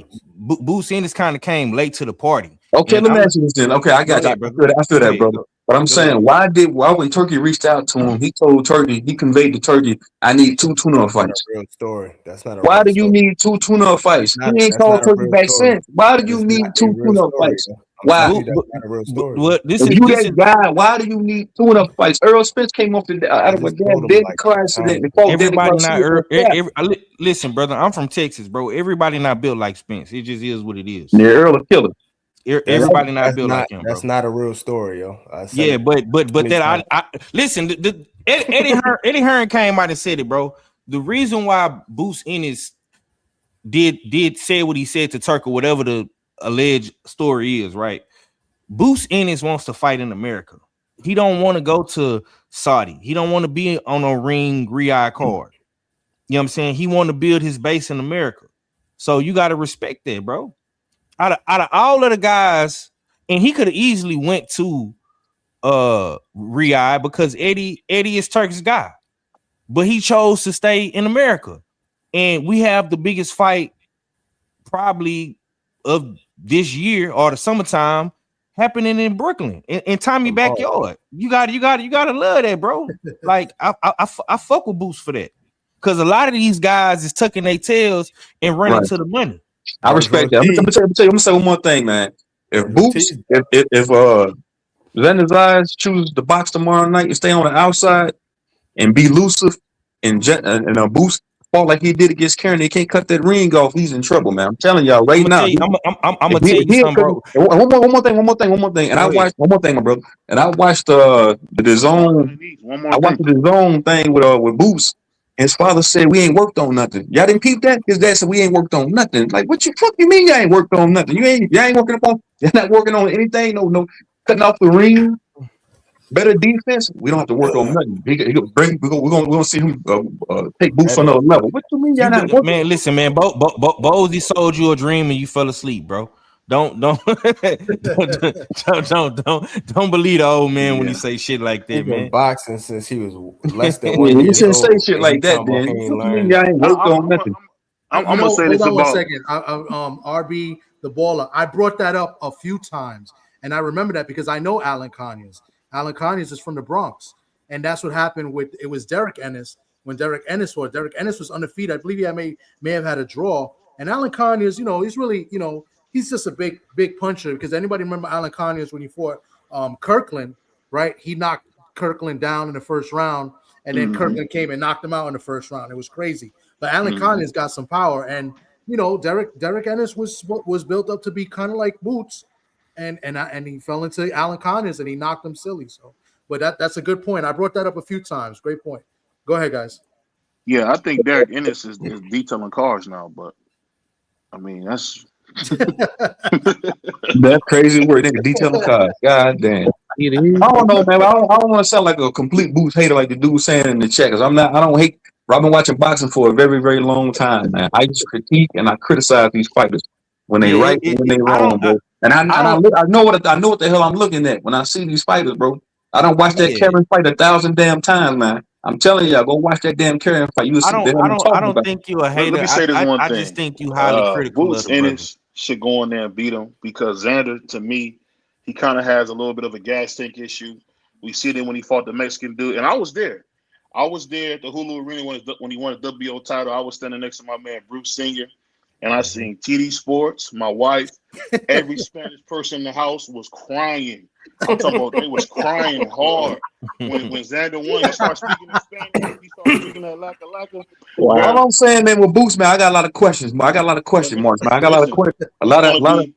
They're going to crown Boots tomorrow, and I just hope that when Boots wins this fight, Fedor should be next. That's all I hope. I don't think he's gonna fight. I don't think he's gonna fight Fedor. I agree with you today, BBO.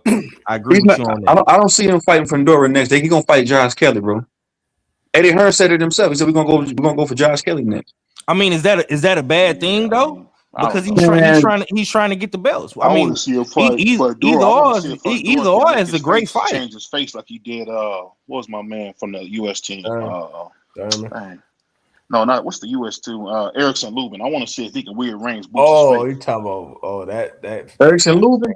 Wow. Yeah, I want to see. Stopped in the first round by Virgil Ortiz, man.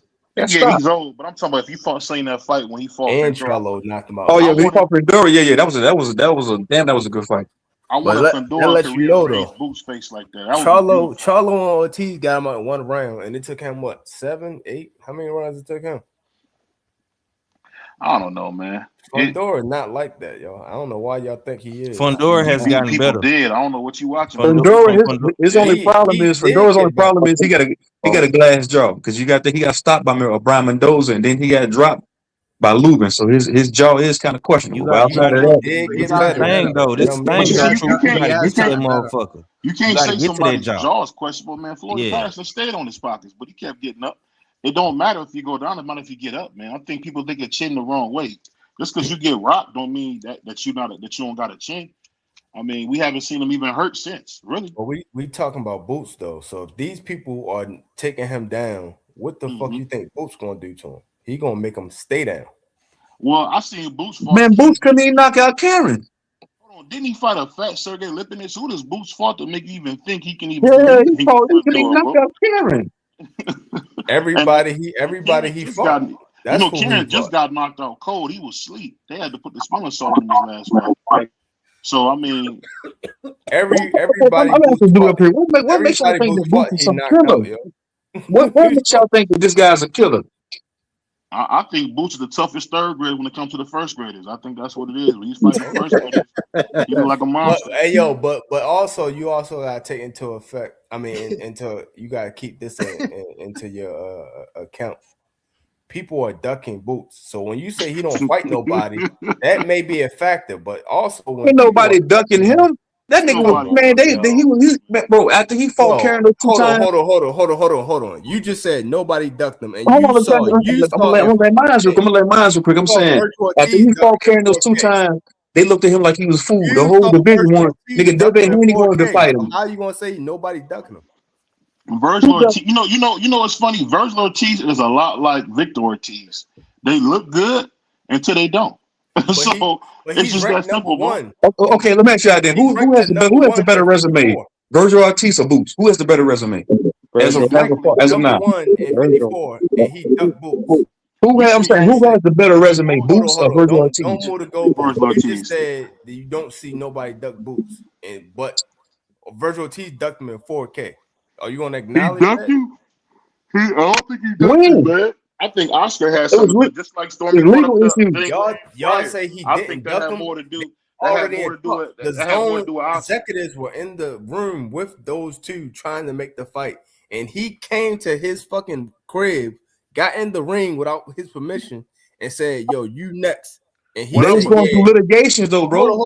They was going through litigation before the fight didn't materialize. It wasn't litigation yet. He said, "Yeah, I think this would be the next fight to make." Once he got to the back, once he got to the back, he said, "I want to fight Spence in Dallas Stadium." That's what he said out his mouth. Because he want to make some money. What are you talking about? This is prize fighting. He's fighting for a prize. Now people got. Hey, real quick, hey guys, because I want to move it on along so everybody get a chance to talk. K-Rod came out. Stormy, you got anything on this fight? Yeah, it's a very interesting fight. There are scenarios at play here that I think everybody, in order to get to the meat of what could happen here, is first of all, Ed Hearn he's a cancer, man. Ed Hearn is a cancer, and you have to be careful looking at how he guides fighters' careers and stuff, because guys get jacked up under his watch. I was always concerned when Boots went over there and got involved with him. There are a couple of other places he could have went. I wouldn't have had no thought about it at all. But I'm just, for the talent that he has, Hearn is a good mouthpiece. But if you notice, Boots hasn't had a real tough fight yet. And how many fights has he fought with Hearn so far? 2, 3? That's concerning, because I think they think that this is a sweet opportunity with Xander, and it's not. It's not, because Xander is a talent too. Though he's young, it should concern people that he readily took this fight, and that's the way old school fighters used to be. They, okay, you want me to fight this guy? I'll fight him. You can't tell me that somewhere deep under the layers within their own camp that Boots Ennis' camp is like a little bit concerned about that, because they like, this young boy really, he ain't scared or whatever. And everyone that he's gone in against, of course, he's been favored. One thing that a lot of people don't want to acknowledge is that when he was at 147, those last few fights of his at 147, he was pulling guys up from smaller weights. Yeah, he was. And, he was the bigger guy, the stronger guy, faster guy, and all of that. But he has certain advantages. And then going up to 154, he wanted tune-ups at 154.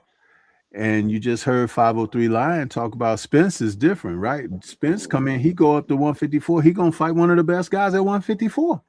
He ain't looking for a tune-up.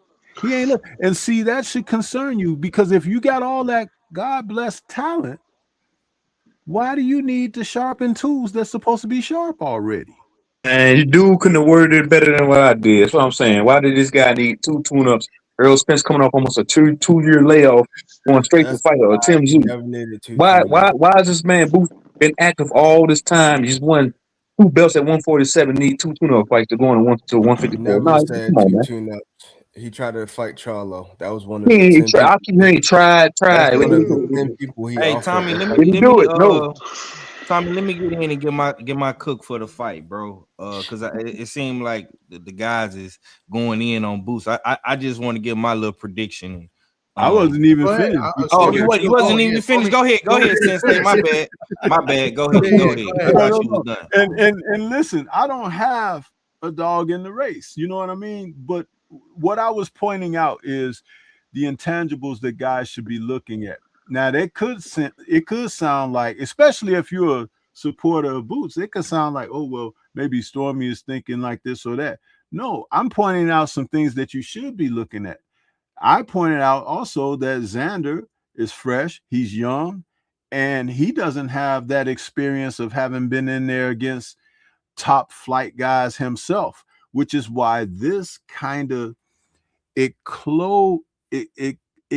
brings the bout closer. I've heard someone say that this is kind of like a 50-50 fight. It may be. The talent may not necessarily be 50-50. But as my brother, the dearly departed Curtis Anderson, a.k.a. Kurt Sugar, used to say, sometimes in big fights like this, it comes down to intangibles. Now, what we're going to find out is who has the fortitude, who has the resolve, who wants it most from the inside. You see, because when you get hit on the chin and you get staggered or wobbled or even dropped, the real fight starts. And we haven't seen that from either guy, that it happened to them. But we hope for something like this because that's what's going to tell the story.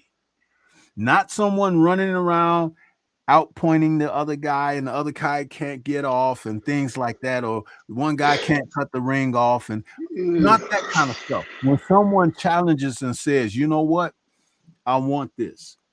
One thing I used to love about Sugar Ray Leonard, and even later, like someone like Evander Holyfield, those guys, they would always pick a point in the fight where they would ask the other guy, the opponent, do you want this as much as me? And they would sit down on punches and they'll go in, gritting their teeth, trying to get at the guy, get him, on the defensive, get him down on the canvas or whatever. You don't see young fighters of today doing that. And they can talk about how good they are in the gym and all of that stuff, but that's in the gym. It don't count. The gym don't count. What counts is when you're under those lights. You know why? Because your mama watching, your girlfriend watching, your co-workers that you used to go to, high school people, everybody watching you now. Now it's the jitterbugs. They ain't watched you in the gym. They might come and visit your gym if they know you like that. But now when it's on the line, that means you got to be able to block out certain things. That means you got to be able to focus up. That means that you got to be able to stick to your game plan, impose your game plan. A lot of things get revealed under the lights and with pressure, and pressure bursts pipes. So at the end of the day, like I said, I've heard people call this a 50-50, and that's primarily because neither of these guys have been tested like that yet, and they're going to do that to one another tomorrow. And that's all the reason why to tune in. Who do I favor? I would like to see Boots win the fight. But that Eddie Hearn association and everything scares the hell out of me. It wouldn't surprise me if he was upset by Xander. But I would like to see Boots win the fight. So those are thoughts, fellas. Hey, Storm, what you think about Ben Whitaker, man? He in a tough fight tomorrow. Yeah, for sure. He in a tough fight. Who was that guy? Who was that guy that Ben Whitaker fought? Liam Cameron when he forfeited, threw him out the ring. Fell out the ring. Yeah. He checked that. He didn't fall out there. He checked out that fight, man. I mean, I know He mentally checked out. Man, he mentally checked out of that fight, man.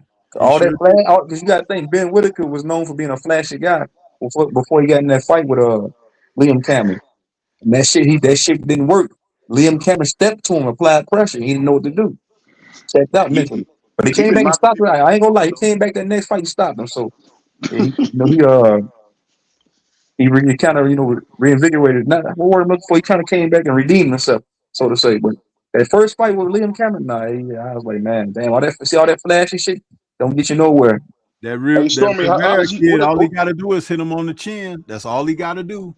Hit him on the chin. Liam Cameron was in his chest that first fight. Go back and watch that fight. He was in his chest that whole fight. He didn't let him get away with none of that flashy shit.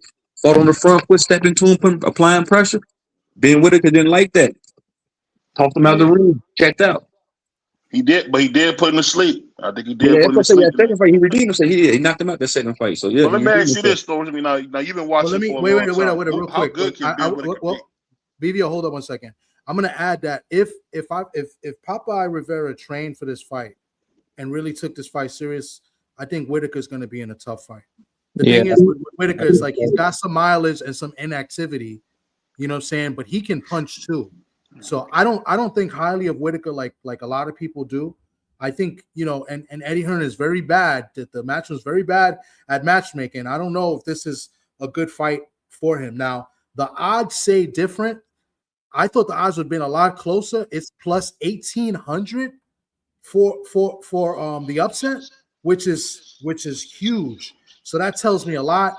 So maybe Rivera may go in and lay down. But if Rivera comes in prepared and trained for this fight, I think Whitaker might be in for a long night. I'm going all upsets tomorrow on my parlay. All upsets tomorrow night. Fuck it. You're gonna lose that parlay. You never know though, man. Nobody had Liam Cameron. I ain't want to sound like a hater, but BVO said it. He said it perfectly, man. I don't think that joint gonna hit, man. I ain't gonna do that, man. Because they'll give the Ben Whitaker anyway. But the guy that he's fighting, I looked at his box record. His box record ain't too shabby. He don't look too good. I looked at all of them. Well, he gonna sleep good then. That's all. He gonna have a nice. You gonna get up there and go sleep good. But then again, like I said, that shit don't mean nothing because Liam Cameron, wasn't. He was just a regional. Rivera did fight like two guys. I know Badu Jack is one, and that was a close fight. That went to like majority. Oh, we're not talking about Shakur. You said Rivera. No, I said that's an inside joke. You know why I said that, Tommy. Put a sock in it, man. Come on, man. But yeah, what I'm saying is that he's been tested. He's just been inactive. So that may be a key to this fight too. So, but I wouldn't sleep on Rivera in this fight. I'm just upset. I saw the card. Somebody sent me the card, like the order. Like, all right, the co-main event I don't agree with. I really wanted Jahai Tucker Cedeno to be the co-main event because I think that's more of a 50-50 fight. But they're opening up the pay-per-view. So like they're before Whitaker too. Whitaker's next, and then Emiliano, and then the main event. So y'all got Jahai Tucker winning because he went to Puerto Rico and got upset by that Puerto Rican dude last time. They used to finally get the Dominican nigga this time. So I don't know. I ain't too big on Jahai Tucker, so I don't know. I don't know about the greens off of him, man. I think Gary Cedeno, he might like he might possibly beat him. I'm not too sure if Jahai Tucker has gotten better, but I think Gary Cedeno, he might have a slight edge. But Jahai Tucker's a good sparring partner, man. Yeah, you know why that is though, right? Because of the Super Bowl. So they trying to parlay that and bring that fame and shit. That's what they he's a top ranked fighter too. I get it. But so is Cedeno's also a top ranked fighter, if I'm not mistaken. So that's the only fight where it's two top ranked fighters fighting each other. And if he's not a top ranked fighter, he definitely was a top ranked guy, Cedeno. So but it's a good fight. I think it's a 50-50 fight. I like Jahai Tucker. I think he's been matched tough. His resume is really solid. I know it's not the big names, but he's got some well-known names on his resume, like as far as guys that we know about here in the East Coast. So He I beat a like lot him a of lot. Amazon drivers. Cedeno's got good accolades as far as like the Olympics and stuff.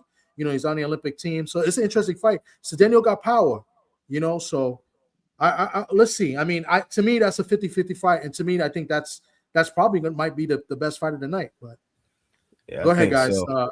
I think 503, you wanted to cook on the fight. Oh, what, can I chime in? Oh, K-Rod, you haven't gone up yet. Sorry. Go ahead, K-Rod. My bad. Yeah, salute to you, TD, salute to the whole panel.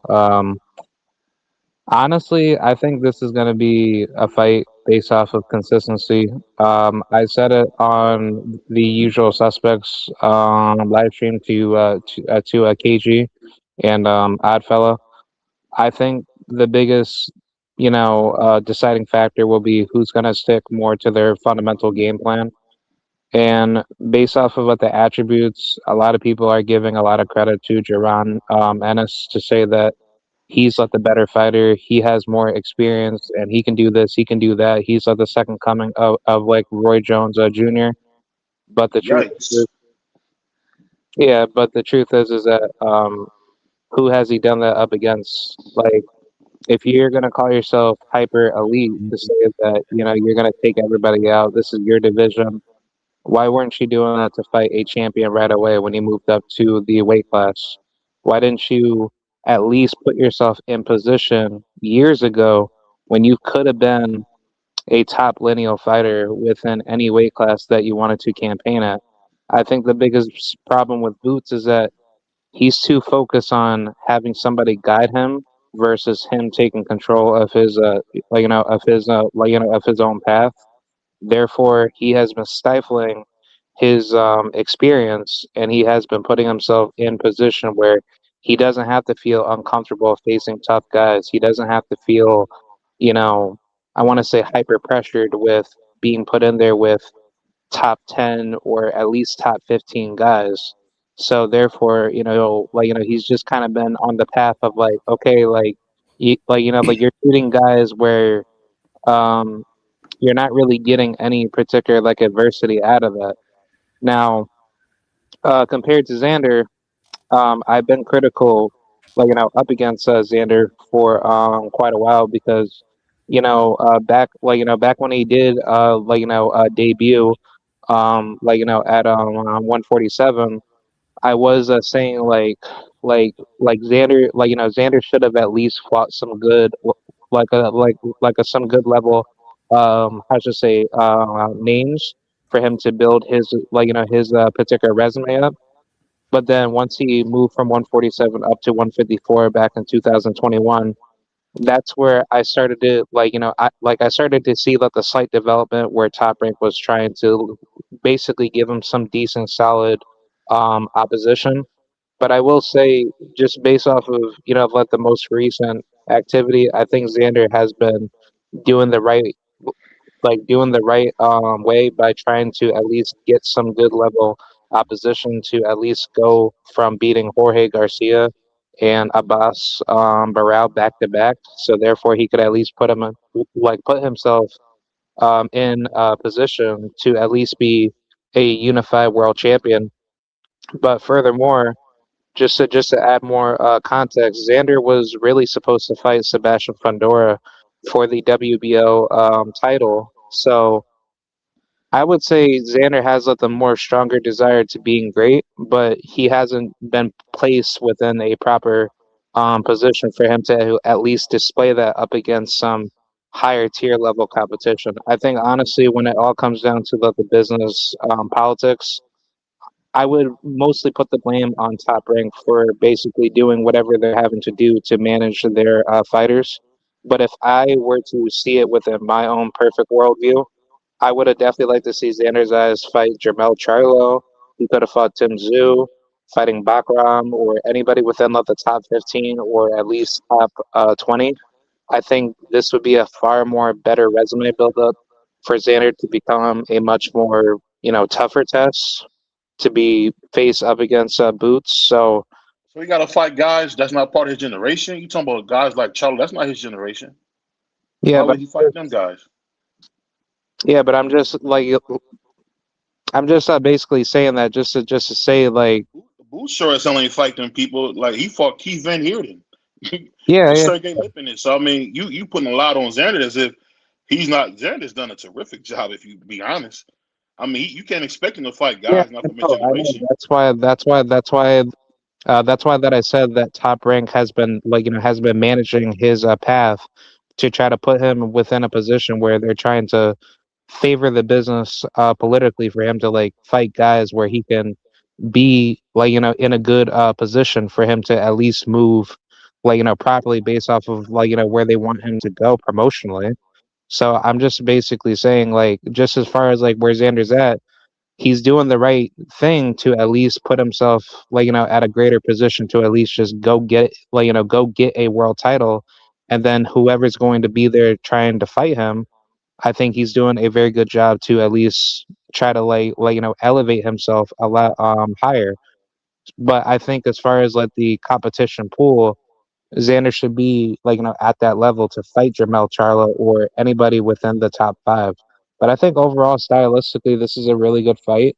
And credit to Stormy. I think this is I think personally, neither guy has really been purely tested, and I think this is going to be a measurement, due to their consistency and their fundamentals. So personally, for me, I think Xander, he he should. Well, I got Xander to beat Boots, but I think it's really going to be a very good back and forth fight where both guys are really going to test their will, and whoever's going to stay more disciplined with their consistency fundamentally, that's going to be the deciding factor. So that's my take. Well, let me ask you this though. You remember when Xander fought that one dude and Xander was punching him off and he said you punched like a bitch? What was that? Who was that dude? I can't remember that dude's name. Oh, Damian Sosa? Yeah, remember that? Oh yeah. So Damian, he's a tough fighter. I he actually, he was calling Xander a bitch with blood in his mouth, dog. He said you a bitch. I'll never forget that. yeah, that was a very difficult test. I actually like that fight. I wish Xander wouldn't have changed his hair. I like the Bobby Reno haircut. That would have been even better. He messed it up, man. He should have came in there extra Spanish, hit the horns like he man. When he I'm telling you, y'all had to be there at the Hulu Arena, bro. When he came out there, man. And Yeah, when he won, that's part of what it the was incredible. picture. That's that's why he dyed his hair blonde. Yeah, I don't I like try to explain that to BBO, but BBO don't be Yeah, wanting to believe that's not that's not anything to deal with any race. That's just that's just part of Puerto Rican baseball culture. Yeah, I like the Bobby Reno better, man. I like that better. Yeah, I mean, honestly, however he wants to, come out with his own particular style, that's on him. What did he say? What did he say? Oh, I'm a unified champion. That's the Xander I want to see, man. I think he could be a star, man. I like that Xander, man. Yeah. But he gonna get beat dead tomorrow. So we gonna scoop him up, put him on a stretcher. What the hell? He gonna get beat up tomorrow, man. God damn. Have you ever seen Boys in the Hood? Remember when they carried Ricky in there? That's how they gonna do Xander tomorrow. You have to carry him out of there. Oh, BBL, you're such a hater, dude. Yo, BBO is the ultimate hater. Seriously, he's BBO be talking crazy, bro. Yeah, BBO. He be talking Hold on. He stands 503. Why you trying to do this, man? See, you gotta watch 503. You gotta watch them Texas boys. You saw he turned on me. Wow, no. Listen, bro. You a good guy, man. I fuck with you, man. You out of Ohio, man. I know a lot of Ohio players. You feel me? But you be talking crazy, man. You like the first Ohio boy I seen that talk real crazy, man. It's a toss up between you and my boy Marcus, man. But I think you got him beat, bro. Cause you from Houston or you from Dallas? Man, you see this H on my head, bro. I'm from Houston, man. Stop playing with me. Shout out to Katy, Texas, man. Shout out to Katy, Texas, man. Yeah, man. Yeah, I got a question because I Stormy's up here and Stormy could probably break it down better than most. Stormy, what do you have to say about the Jahai Tucker-Cedeno fight? I think that might be the fight of the night, and could be the upset of the night too, because I think Cedeno, he's a slight underdog, but he's got real power. So what do you feel about that fight? Well, Jahai has shown himself to be vulnerable at times. I don't know if it's a lack of concentration or, when he's in a groove or something, he just gets a little irresponsible or whatever. But if Cedeno is able to, remain focused and sharp and wait for his opportunity, he can nail him because he at some point in Tucker's fights, he always give you that opportunity.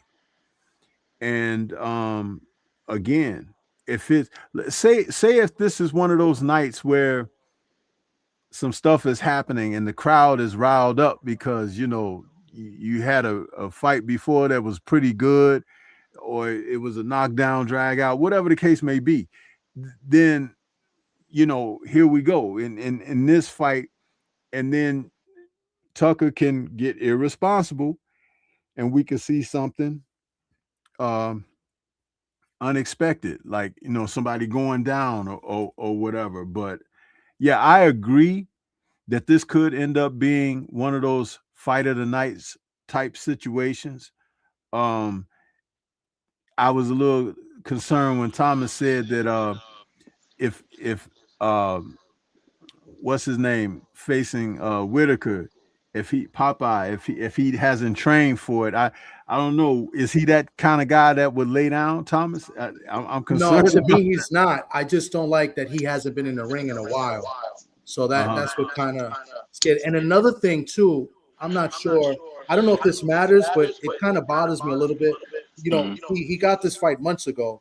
His promoter is Joe DeGuardia from Star Boxing. He has a card going in Long Island tomorrow night. So I don't. That bothers me a little bit that he's not going to be there because Joe is always there for his fighters. Maybe he will be there. Maybe the card will still go on, but that's another little thing. But I think because I think Popeye is a good fighter. I think he's good. I know he's a little up there in age. He might be like 33, 34, but he has been inactive. I'm going to tell you his last fight. I think it was early last year, if I'm not mistaken. I'll look at it. His last fight was, January 11, 2025. So well over a year was his last fight, and that went 2 rounds. So the inactivity kind of worries me. And then the fight before that was April of 2024. So I don't like that, but I do think he's a tough fighter. I've seen him fight. I spoke to Iceman Scully, who knows him. He said he hasn't seen him in a while, but he says he's a very good fighter, but he doesn't know what he has left. But this is the funny thing about that. He's definitely the type of fighter, and this could be the fight. See, Hearn, this is where I talk about where he's a dangerous promoter for his fighters. He wanted to have Whitaker on a U.S. card so bad, but he picked a real dangerous opponent. This could go wrong for Whitaker quickly, especially if he get hit on the chin. We were talking about that Cameron fight. The first fight, Cameron was real focused. He was out to prove something. He was fighting with he had a sense of challenge in him, and he kind of took Whitaker's heart in that fight. When they fought the rematch, to me, it looked like he laid down because it was not the same type of performance or attentiveness or intensity that he brought in the second fight. And I was very disgusted because I was like, oh, it's like that. Because the first fight, the reason that Whitaker pulled him over that top rope was because he was looking for an out. And Liam fell over too, right? Liam got up, walked over to his corner. He was good.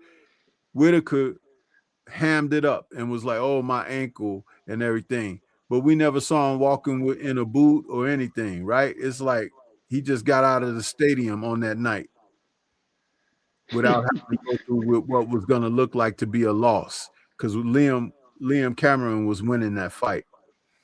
So if this young man, Popeye, can go into this fight knowing what he's in against, and this is his first fight in America, this is, he gonna have some jitters. Make his worst fears come true. Put that pressure on him and put them fists on him. That's all he's got to do. But again, a year layoff, a year plus layoff, we don't know.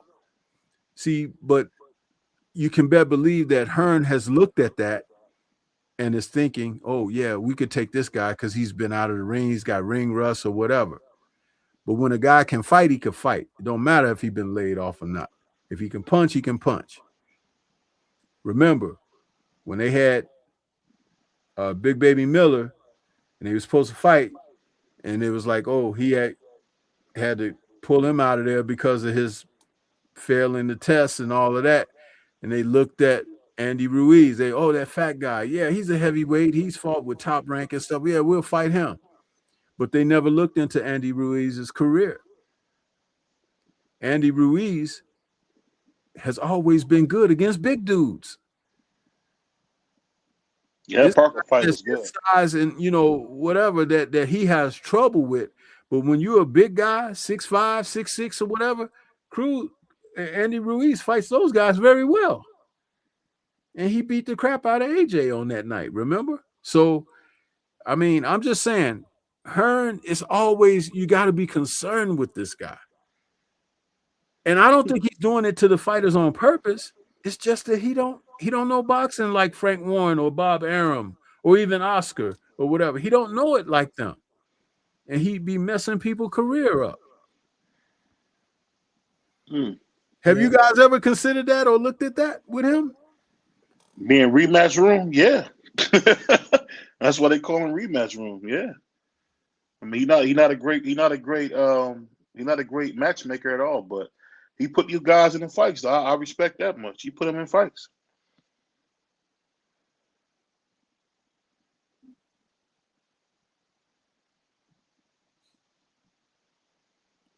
Sorry, guys, I got distracted over here with somebody here. But yeah, man. So I think everybody gave their take. I mean, I think this is going to be a good fight. I think it's good for the sport. Nah, bro. I mean, I still have not gave. Yeah. Oh my God, I'm so Tommy, sorry. 503. I haven't even got my take, but go ahead, 503. Yeah, no, I'm gonna remember all this, man. When you come on the show with us, bro. I know. Remember all this. You're right. Yeah, man. Go ahead, 503, man. Tell us your thoughts, man. What you say, quiet Puerto Rican nigga. BVO crazy, man.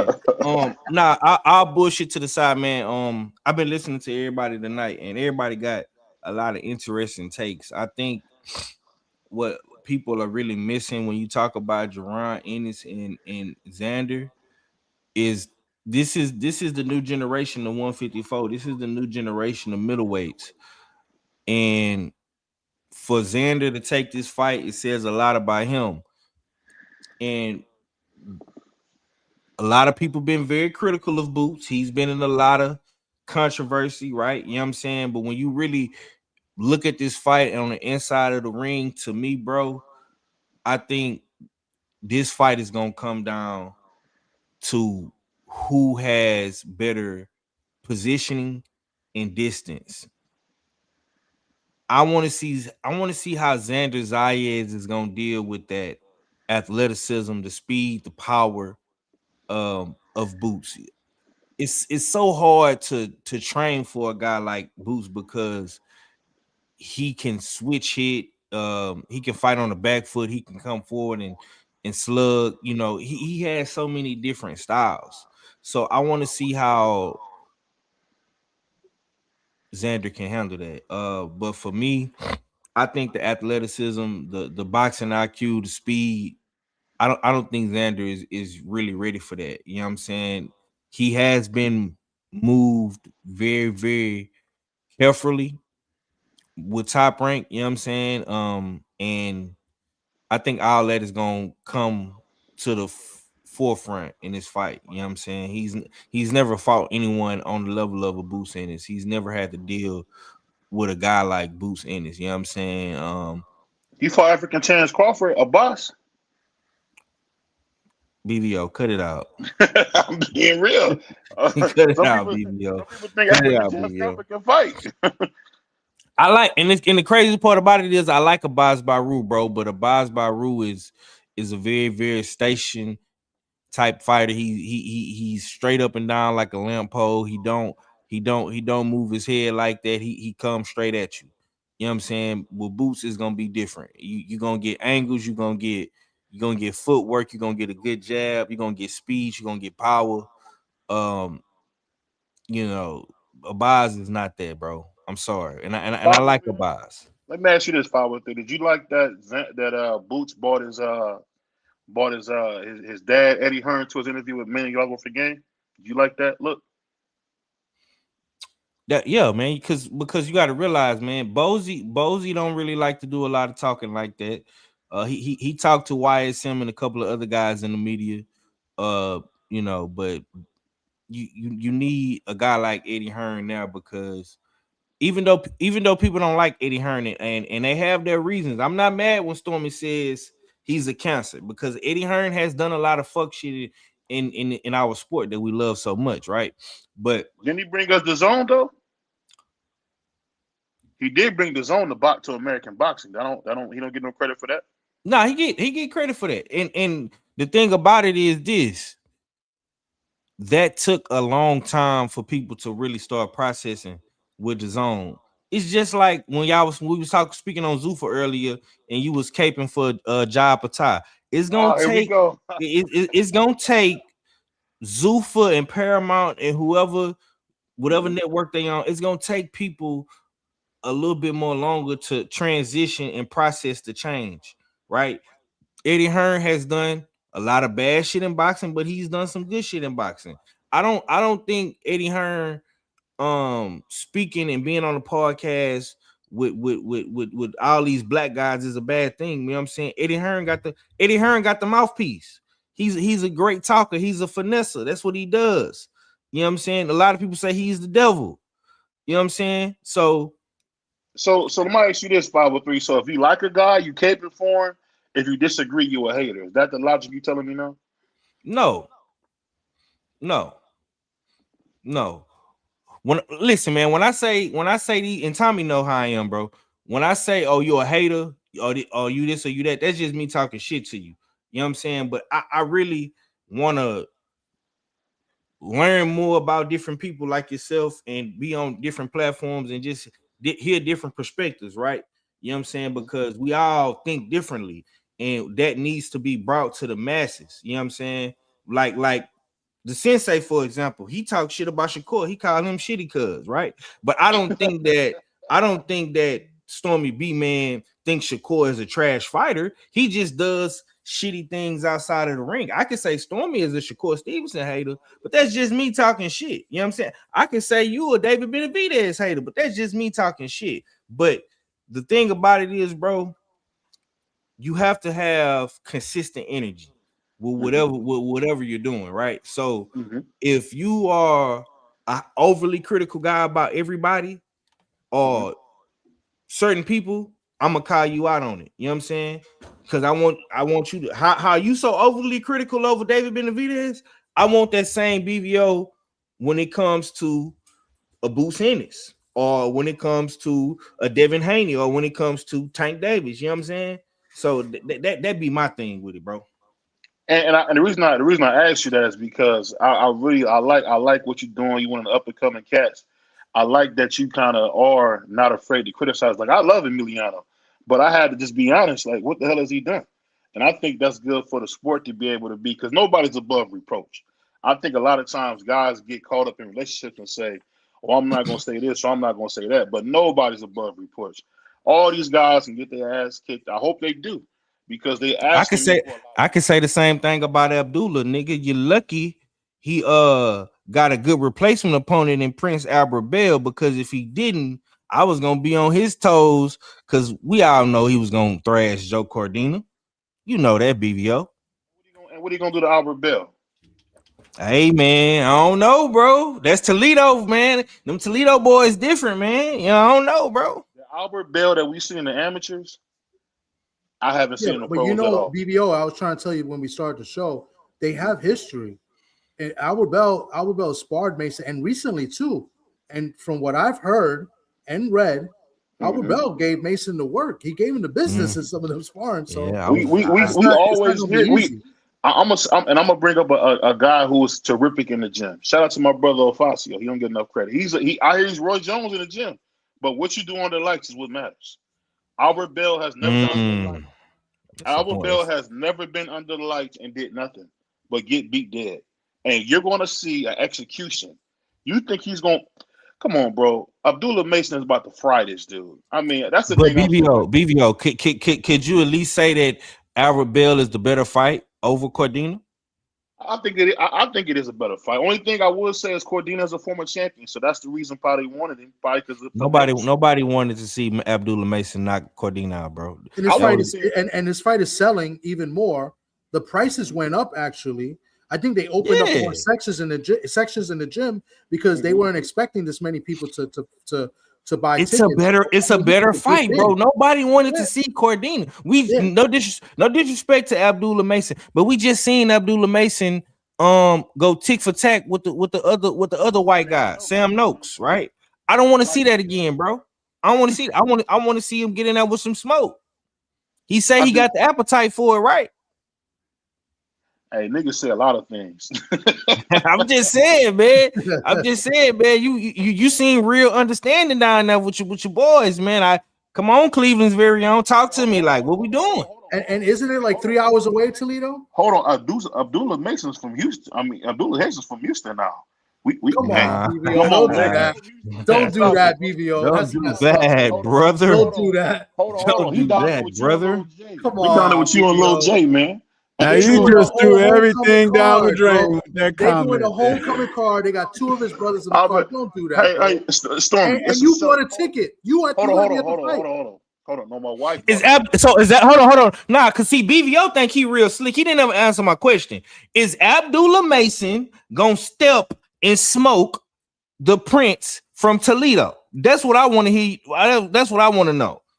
Since you Cleveland's very own, talk to me, Cleveland. Roll him up, man. He gonna roll him up, man.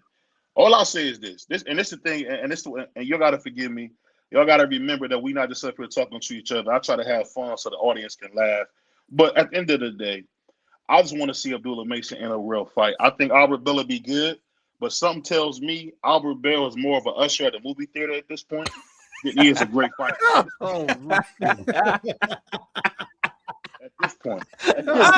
Stormy, you hear this guy? You disrespectful, bro. Don't disrespect Prince Bell like that, bro. Hold on, 503. If I see Albert Bell, I would say, hey man, get me a Sprite, please. That's what I would say. I want a Sprite. Don't do that, bro. Now if he come up in here and beat your boy, man, it's gonna be a lot of sad brothers out here on these YouTube streets, man. A lot of people gonna be upset, man. You gotta remember, his dad is from Cleveland. He's from Houston down there with you. That's where he lives, bro. You are where you live at, bro. Stop that, man.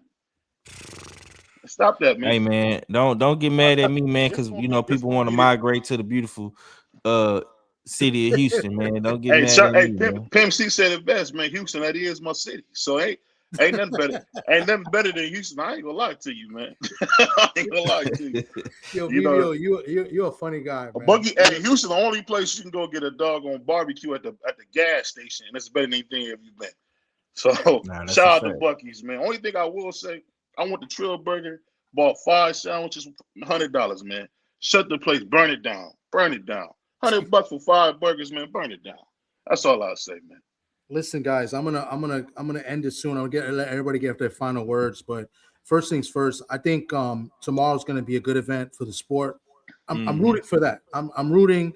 Obviously we're gonna have winners and losers, but I want everybody to win tomorrow because I just want to, I want to see greatness tomorrow. And I think Xander and Boots is gonna show greatness one way or the other. I think in a loss, somebody can even win, right? And I think the undercard is pretty good. The Emiliano and Bryce Mills, I'm with you, BVO. I think you're 1,000% right. If Emiliano didn't have, his father, he would not be in a co-main event. And I don't like this kid Bryce Mills because he got a knockout win he got a knockout victory with an elbow, and I've seen that clear, and that was against somebody I know. So, and Aaron Aponte, and that was dirty. So, but I mean, Cedeno, Jedi Tucker, I think that's a good fight. We get to see Juanma Lopez's son again, So I'm for the card. I'm gonna be there live. Hopefully I can report a little bit on it. And I'm picking Boots to win. You gonna wear your Puerto Rican flag? I'm gonna be wearing my Puerto Rican colors, but I'm just picking. I'm picking Boots to win, but I'll be rooting for Xander in the fight. So I'm not gonna give you a breakdown because it's just too much. But I like. You going for the Moreno? I'm going for Xander, bro. I'm just picking Boots to win. I think Boots is better. You picking the Moreno to win? What you saying? This guy, man. Anyway, final closing thoughts. Is that what you call them, Morenos? Yo, closing thoughts. K-Rod, I'll let you lead off with the final thoughts. Turncoat Tommy is picking Boots, right? 503. Hey man, I don't know if you're gonna pull out the red and white and blue for the UK, the red and white blue for the USA, or the red and white and blue for PR, man. I don't know what you, bro. And then some days you be around sock all the time. Some days you might. I root for who I root for, but you're going to tell me gun to my head who you think is going to win. I'm going to tell you who I think is going to win. That's why I love you, bro. Pick the guy that I'm rooting for just because I'm rooting for him. I can't do that. Yeah, man. You going with the blacks this time. Some days you Dominican, some days you Puerto Rican, some days you turn into a white man. You be German. I picked Dalton Smith to beat Matias. Yeah, bro. I just don't know what you, bro. In the fight. I don't know what you, man. And now you coming to Malcolm X Boulevard and 125th with the niggas, with the black guys. So I don't know, bro. I don't know what you. I don't know, Turncoat. That's why you Turncoat Tommy. We love you, man. Turncoat Tommy. I'm gonna get a jersey that says Turncoat Tommy. But final thoughts, K-Rod. I think he jumped off, but whoever want to take us there, and then we'll follow up and close up the show. I got to go to sleep early today. I got to wake up tomorrow early. Got things to do. BVO got cut off, but 503, man, give us your closing thoughts, bro. Nah, this was a great discussion, man. I'm glad I was able to catch you live and get a chance to chop it up with some of the guys. You know what I'm saying? Y'all been doing great work over here on your platform. Keep up the good work. And y'all be sure to tune in, man. Usual Suspects Sunday. We'll be live at 3, right before the Sensei and Drew Titan come on. And we're just gonna be talking boxing, having fun, man. You know what I'm saying? This like I say, man, it's just boxing talk, man. Are you gonna come out the house more, 503? We know you be hiding, playing only home games. You gonna start playing some more away games? Yeah, man. I be talking to Tommy outside, man. Yeah, Bring your black ass outside. I be talking to Tommy behind the scenes, man. He be trying to get me to come to New York. Hey, BVR, I asked this guy about Brooklyn, man. He ain't had no answers for me, man. I say, Tommy, tell me something about Brooklyn. He say, oh, man, I can't tell you about Brooklyn, man. I be in the Bronx, man. I don't know, man. I'm like, man, you supposed to be from New York. You like, man, bro, Brooklyn is just a whole nother world. It's a whole nother world. Just listen, when people ask me where I'm from, I say I'm from the Bronx. I don't say I'm from New York. We went out to eat, man. I had fun with Tommy and ate a good meal. This chick gave a whole concert. Then Mickey Mouse came and sat by me, bro. I couldn't believe it. It was wild. It was wild, man. He'll never live that down. When he came over last year for the Xander fight, me and my wife, we met up with him and his wife. We took them out to eat, and where the restaurant we took, it was a Spanish restaurant, Dominican spot. There was these girls, ladies, women, or whatever, celebrating their birthday, and they were singing karaoke. And that's why he says that they were giving us a whole concert. And then to top it off, after we finished eating, it was late at night. A mouse came up right beside him at the other table, bro. Unbelievable. So I have to live with that for the rest of my life. With this hold on. You said like an actual rat? Not a rat, a mouse. It was a little mouse, like a baby mouse, not a rat. Because the rats in New York is like 2 feet long, bro. It was a mouse, but I got to live with that for the rest of my life because, of course, it's got to happen when I take BVO. What was this? What was this spot at? Was this in the Bronx? It was in the Bronx. It was in Spanish land. It was in Spanish land, bro. And then he tried to have a 7-foot Haitian take me and my wife home. It was crazy. That mouse that came up, that was one that escaped from the kitchen. He was supposed to be in one of them pots. Yeah, he escaped. He escaped, man. Oh my God! I'll say this. I had a great time, and when he come here, because Cleveland got Puerto Rico land too on the west side. I'm gonna return the favor. I'm gonna take him somewhere dangerous and have a 7-foot Haitian take him home. That's what I'm gonna do. Somewhere dangerous. This is crazy, bro. Yeah, I'm gonna be out in Cleveland in this next week. I'll be for the Mason fight. I'll be there, and I'll get to see Cap and BBO Cap and some more in person. So, but yeah. But go ahead, Storm. You got anything to close us out? Yeah, I just want to say thank you for having me on, man. It's been a pleasure chopping it up with you guys. You had very good conversation this evening, and we all look forward to the fights tomorrow. I expect at least one upset on that card tomorrow. I can't call it, but I can just kind of feel it in the air. It could be the Jahai Tucker fight. Hey, it could be Emiliano, or who knows? Because Emiliano struggled in that last fight he had. Yep. That guy, So, and then we still have, there's a chance with Whitaker and Popeye. What can happen there? And let me ask you this, guys: if Xander win the fight against Jaron, is that an upset? Because he's the champion. Yeah, I would. Yeah, according to the odds, it would be an upset. Yeah. According to the odds. Okay, let's remember this, because I remember when I was talking earlier about how Kurt used to talk about the intangibles, right? If he wins, remember, he accepted the fight. He stepped up to the plate right away. This is his first defense of his unified title and everything. So if he wins, I don't think that's an upset.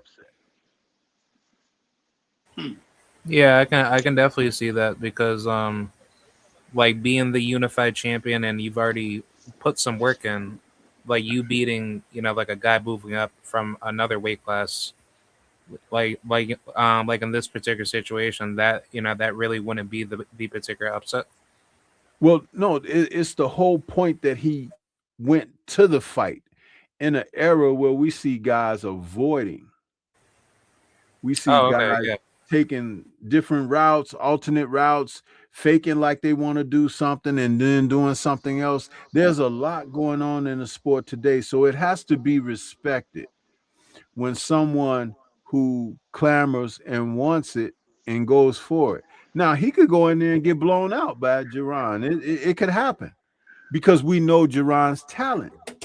But I'm just saying, I want you guys to think about that for a moment, that remember, Riddick Bowe used to have this phrase he would say, you're never too old for your wants to hurt you. Xander wanted this.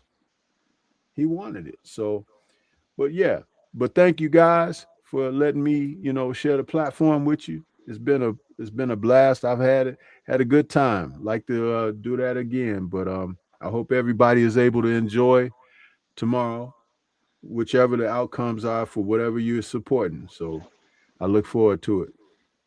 Thank you, Stormy. I'll really just say this one thing, man. Walking along, singing a song, walking into Whitaker Wonderland. There's only one Ben Whitaker. I can't wait to see him tomorrow, man. Yo, Welcome you're the to worst. America, I swear to God. New Roy Jones Jr. Can't wait to see him in the ring, man. Shoot the TD Sports, man. And as I always say, man, free Larry Hoover, man. And we out of here. Hey, pastrami on rye, boy.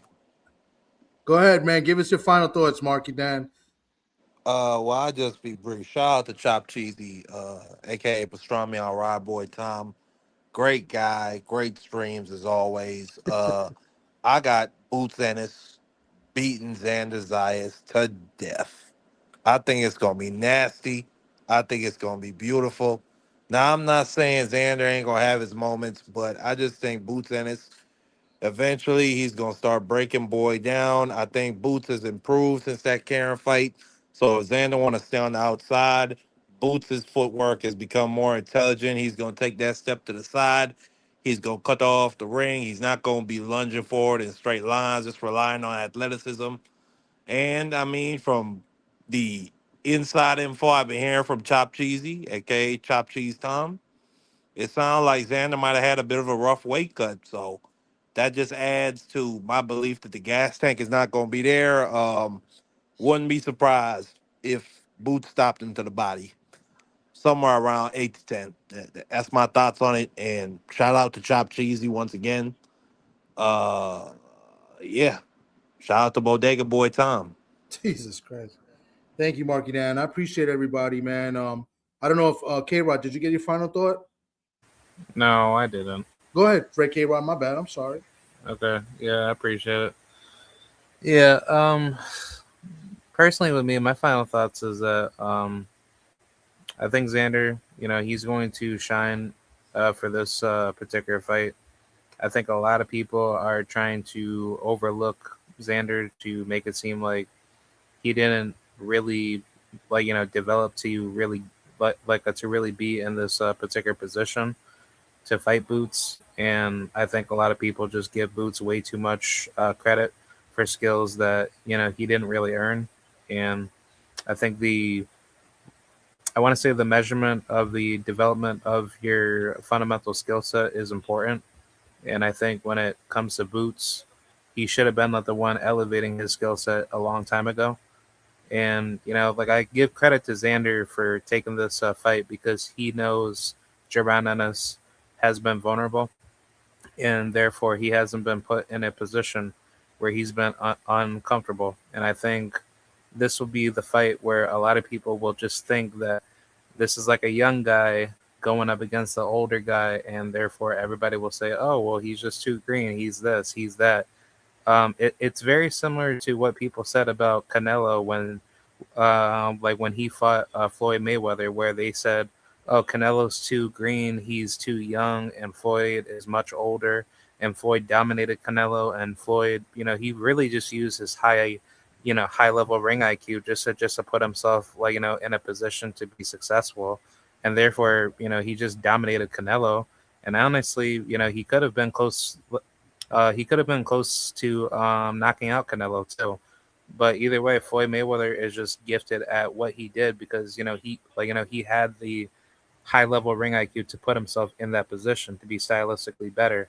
But I think that's what people are doing to Xander to try to paint him to say, oh well, he could be in that same particular motion like Canelo, where he's already accomplished with 2 belts, and therefore people are trying to downgrade him to make it seem like he's not really good yet, so therefore they're just trying to degrade him, but they're trying to make it seem like he could still be good, but he has certain deficiencies that people want to just be biased for.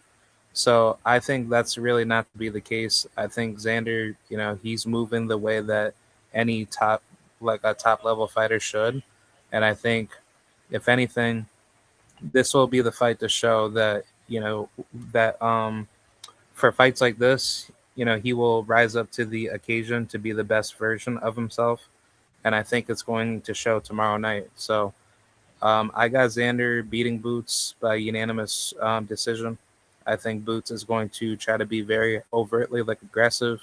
He's never said throughout this whole build up that he's going to outbox Xander. He's going to beat him on the cards. He's only been saying that he's going to knock out Xander, but yet he's not really utilizing any knowledge to say that he's going to use any fundamentals to beat him. So I think that's just a sign to just show that Boots is just weighing too much on trying to get knockouts because he's too enamored to try to make himself look good for the fans.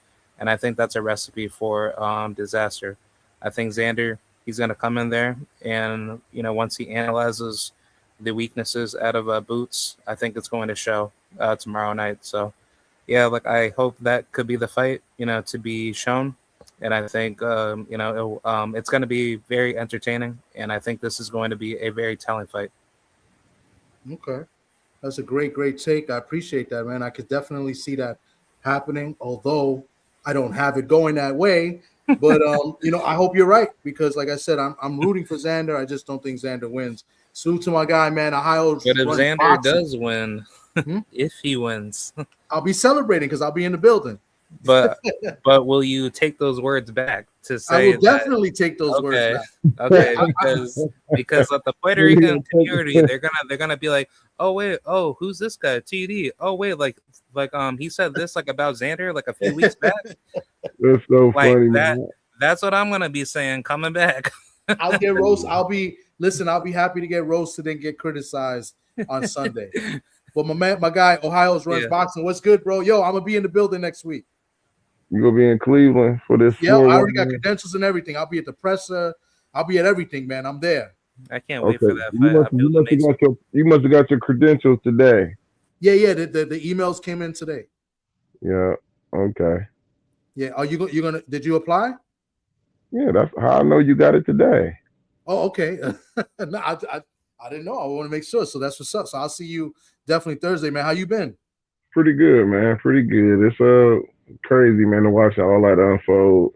I was on the phone with both parties, man, as this thing was unfolding. So it's crazy.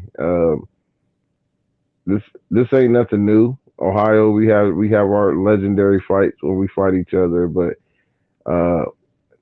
this time it's for a world title. We had Adrian Broner and Sean Porter fight each other. They were familiar with each other, sparring. And even in that fight, when you think about Broner and Sean, Broner never was himself. And not saying that the fight would have changed, but he had so much respect for Sean. If y'all even go back and think about it, he didn't even disrespect Sean in the press conference. You know who he went after? Kenny. The father. Yeah. He went after Kenny. Yep. And it just shows the level of respect he has for Sean, but he had to still try to play the villain role. But you can tell it was he didn't let his hands go, and he didn't fight like he normally would. And I think it's because of the relationship he had with Sean.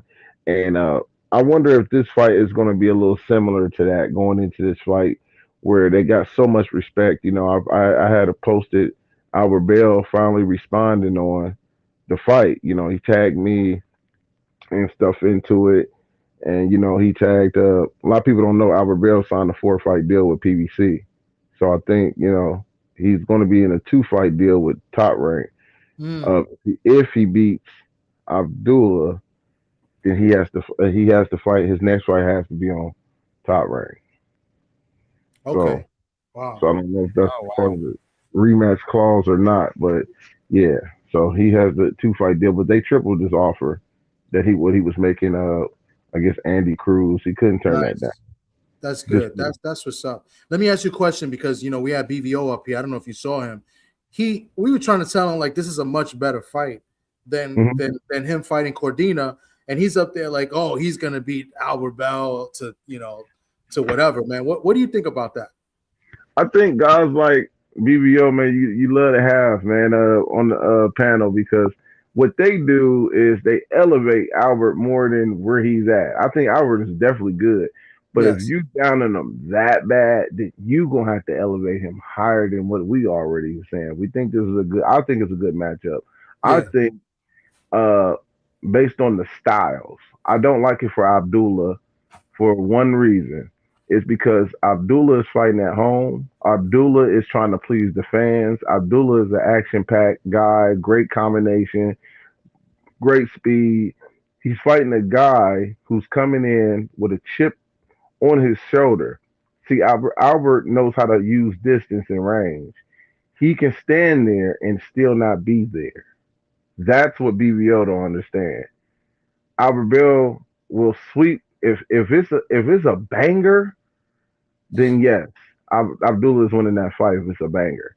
If it's a chess match and Albert is trying to find his range and trying to land the big shot on Albert, which I think that's going to be the wrong game plan, it's going to be a pick on. He's going to pick Abdullah apart. I wouldn't even be surprised if a flash knockdown happened because Abdullah over pursuing.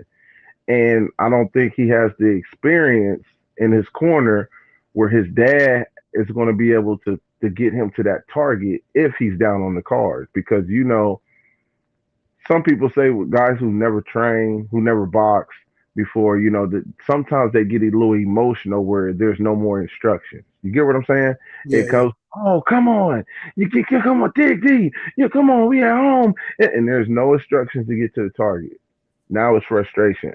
So that's the thing with me. I think that could actually play a big part if it goes that way. But if Abdullah is able to touch on Albert, it ain't even got to land on a big shot, and the fans is having the way they screaming, then he can win a fight where he's not landing clean shots. The fans is helping him, the judges is helping him because he at home, and he can win on that. But I guarantee you it's gonna go the distance. But I think BBO is gonna be really, really shocked how skillful Albert is and at avoiding big shots, because that's another thing.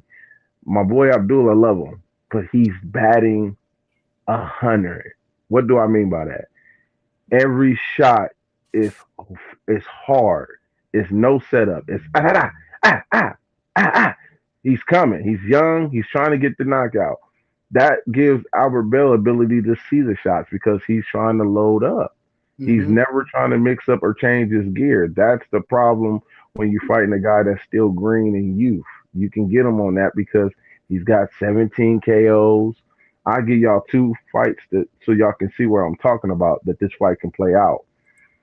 Abdullah is still the favorite, but it can play out like a Sindor Martin against Teofimo. Remember that night? Heisman. He's fighting in his backyard. Sindor dropped him twice. They didn't name one, but Sindor, they were flash knockdowns. He's not known to be a puncher. I'm just hitting you with check hooks as you come in because you want the knockout. You want the show. I'll give you another one. Danny Garcia in Puerto Rico on Showtime. They giving him a big home. They try to make him this big Puerto Rican star against a low KO ratio Mauricio Herrera. Yeah, Mauricio Herrera. Yeah, I remember that.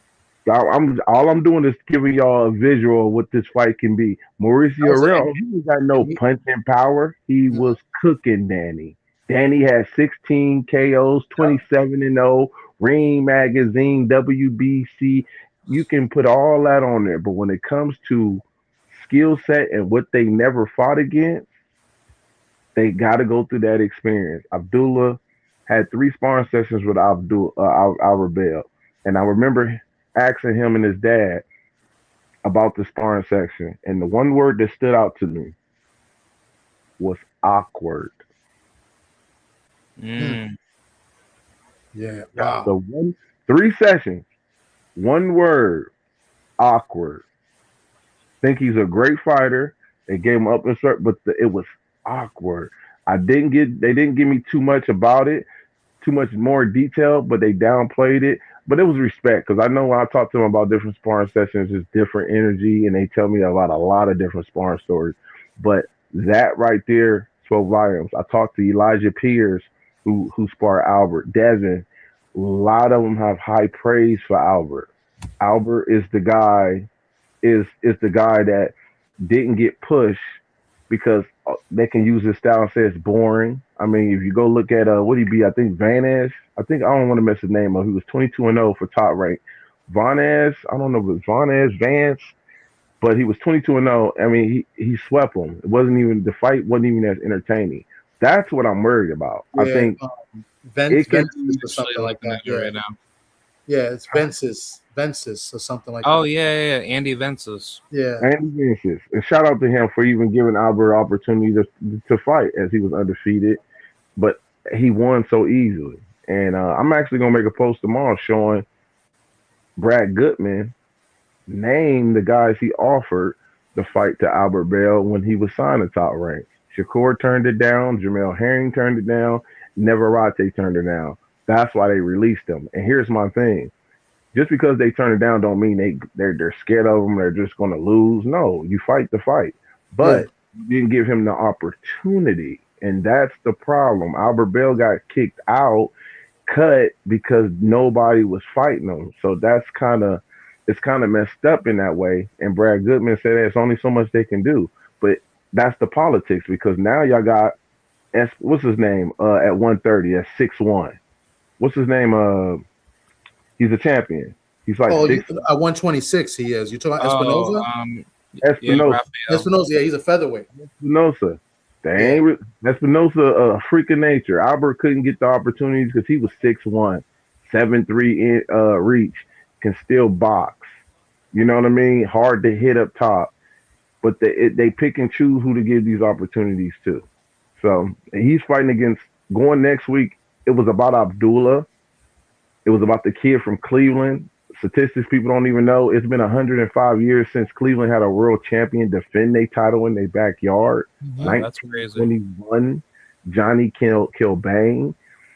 It was about Abdullah, and now it turned to a Albert Bale getting the opportunity. Now the story, and I'm pretty much putting it out there this way. The story is Albert getting this opportunity because he's fighting against the politics. It's not really Albert. It's not really Abdullah. It's the politics. I'm getting what y'all stole from me 4 years ago, 3 years ago. I was the WBO mandatory. I was in the #1 spot, and y'all at 130. At 130, y'all took that from me and said because I couldn't get a fight. Crazy. Wow. I couldn't get a fight. Y'all took that from me, and I kept grinding. And my mother passed. Wow. During that time. She didn't get a chance to see me fight for a world title. Y'all took this is the wrong person to be trying to fight with a chip on his shoulder. Yeah. And it's gonna, I think the ticket sales has even increased even more because of this. The price has gone up. I bought my ticket, so I got the credential, but I always buy tickets. So I bought ringside. Me too. Just throw it out there. It was like $200 when I got mine. Those same seats, I saw like a few extras out there, are like $1,000 now. The prices has went up for the same seats. I'm thinking about, since I got a credential, I might as well just sell my seat, but I'm not going to do that though. But it's crazy, and I believe they opened up more sections. They weren't sections available to buy there. I think they did like almost half the arena. I think it was, but like it wasn't. I'm going not to cut you off. I wasn't tripping because I thought that's what it looked like. I was calling people. It looked like it was only half of the arena. Yeah, and they opened up a little of some more sections on the left. If I'm not mistaken, if I visualize it, the right side, the right half, and then there's a ring side and a left side, and then they just open up a couple more sections behind that ring side on the left side. So the whole left side wasn't really for sale. Yeah, when I first went on. I know I wasn't tripping. I seen that. I'm glad you broke that down because I thought I was tripping. I'm like, it's not a full arena. They doing half. Yeah, so like Abdullah's really not like actually selling out. He's only getting like basically like at least maybe like less than 50% of that actual arena, right? Yeah, but it'll still account as a sellout because it's what's available. But because more people are more interested, it's actually been doing a lot better. Like they opened up more sections. I mean, it's only 6 fights in the card. Shushu's on the card. That's another reason why I'm going. But 6 fights. Yeah, it's only 6 fights, and 2 of them is Abdullah's brothers are fighting. Yeah, wow, that's actually kind of like bad, but it's actually not like too terrible because it's like Abdullah, he's just like coming into his, I guess, career, but like ideally speaking, like if you're gonna have like a good homecoming card, you should at least try to sell it out as much as possible, but don't try to like give it like a gigantic like arena. Maybe maximum maybe like 10,000 people.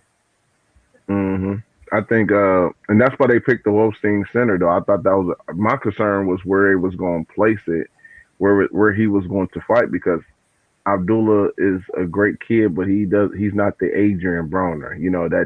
The controversy type of guy, gold mouth, gold chain. He's a great kid, and sometimes that's hard to sell to people who wants to see the more hood version, as I may say, but or more like arrogant persona, right? Yeah, absolutely. So I want him to be the first one that actually can kill that stereotype where you can be a great kid and a superstar. You don't have to be, educated. Yeah. He's both of them are great guys. Have a foundation. Absolutely. So that's the thing. So I think this fight is going to sell definitely. Toledo versus Ohio. Toledo crowd comes. They definitely come. I remember them going to PA when Robert Easter fought for the vacant IBF belt against Richard Coleman, and people thought that fight was in Toledo. It was actually in PA. That's how deep they were when he celebrated. So Yeah, it's I going to think be great. yeah, like I think honestly, just as far as like the Ohio sports population, I think Ohio is really big into, their athlete talent overall, Hmm. especially especially when it comes to football, basketball, and possibly even baseball too. I think honestly, when it comes to just that particular crowd where Abdullah's from, I think it would have been a lot more stronger for him to at least get that crowd like a lot sooner, um, and therefore that the fan base would definitely grow like a lot stronger. I was about to say, as far as this particular fight venue. Could it have been possible to try to maybe like have this fight maybe at I want to say bigger known venues, maybe like a college, university, like It um, is. let's just It's say in a like Ohio college. State. Yeah. No, that's what I'm saying is the big that I actually thought that was bigger, little bigger than I was expecting. That holds about 13, 14,000. Oh, The okay, nice. Yeah, now the Rock, what is it? The Cleveland Cavaliers play at. I think the Rock Oh Fieldhouse, yeah, that's the Fieldhouse, Rockfield. I don't want to mess it up, but that holds over 21 to 22,000. So they didn't do that. Montana tried to do that. He didn't sell out. Jake Paul sold out in Cleveland, but Montana didn't sell out. Uh, And they probably but yeah. saved money too by doing it in Cleveland State in Oh, the absolutely. You gotta university. put They saved a respect. lot of money, and they got it's a nice big venue, Absolutely. So I mean, so they probably got a good bang for their buck, and they're selling tickets. They're getting good turnout. So Yeah. yeah. I was gonna and say they made why the not? tickets. They made the tickets affordable, except for now where they kind of went up a little bit. But so I think that's another reason why they did it there. So. Hey, Yeah, like I Palmer. was gonna What's say like good, why not? Palmer? Sock, what's good, bro? It's nice of you to actually join us. I was actually closing the show, and then Ohio Runs Boxing comes on, and he gives you an extension. So what's going on? How's it going? I've followed Ohio's page for a couple of years now. I put some good stuff. So salute to everybody in the panel. I'm driving, so don't shout me out. I'm using my phone while I'm driving in New York City. Okay. but I'm 2 blocks away from the crib. Okay. So I mean, you guys been on for 2.5 hours, so I'm assuming you guys broke down tomorrow's fight. What is the consensus as far as who's picking whom? I know that Vegas, as of earlier this morning, Boots was like a 5-1 favorite. Is that still the same? Yeah. Okay. The consensus on the panel is favoring Boots, but not as heavy as maybe like the odds as you would think. There were a few people that picking Xander. So K-Rod up here is one of them, and I believe there were like 2 other people that were picking Xander for the fight. So Yeah, I got Boots still, but I think it's going to be a competitive. I ain't going to even say I think it's going to be I want it to be a competitive fight. I want to see Boots go into deep waters. I want to see Zayas really gain confidence in his fight because there's nothing worse than a fighter stepping up and looking like he don't belong, and it kills the confidence of that fighter. So I'm rooting for him. I'm definitely rooting for him to really. Because you can lose a fight and still win it by you performing. That's exactly what I said, bro. I've been saying that. I said I want to see a fight where everybody wins. I know it's not possible, but even a guy win in a loss. And I said this has the capability of doing that, and that's what I want to see. Even if he was to get stopped, but look good and competitive, you still win. You know what I'm saying? Like either guy. You know what I'm saying? So I'm glad you said that because I've definitely been saying that. All this week. You know what I mean? So okay, so when do you think the last time that happened? That a guy, because you're right, it's just like how you win matters, right? And how you lose matters, right? So when do you think the last time we saw something like that the guy's stock doesn't necessarily drop? Because the one knock on boxing is that, like the one knock on boxing is like, oh, like MMA, UFC, like we don't care about the records in the UFC, which is true, right? Guys you see main eventing UFC shows and they have 10 losses. But when's the last time that doesn't necessarily translate in boxing? I think it does. It depends on who it is. I get what you're saying. I'm gonna answer that for But you. when's the last time in a big fight? The one fight I'm gonna give you one. I can remember. I'm gonna give you two from my since I Bivol brought it up.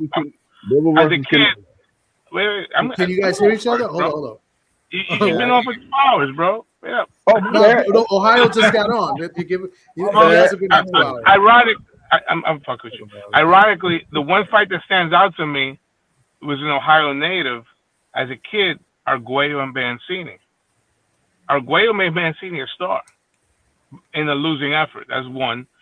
And later on, as a young adult, I remember Vargas and Trinidad.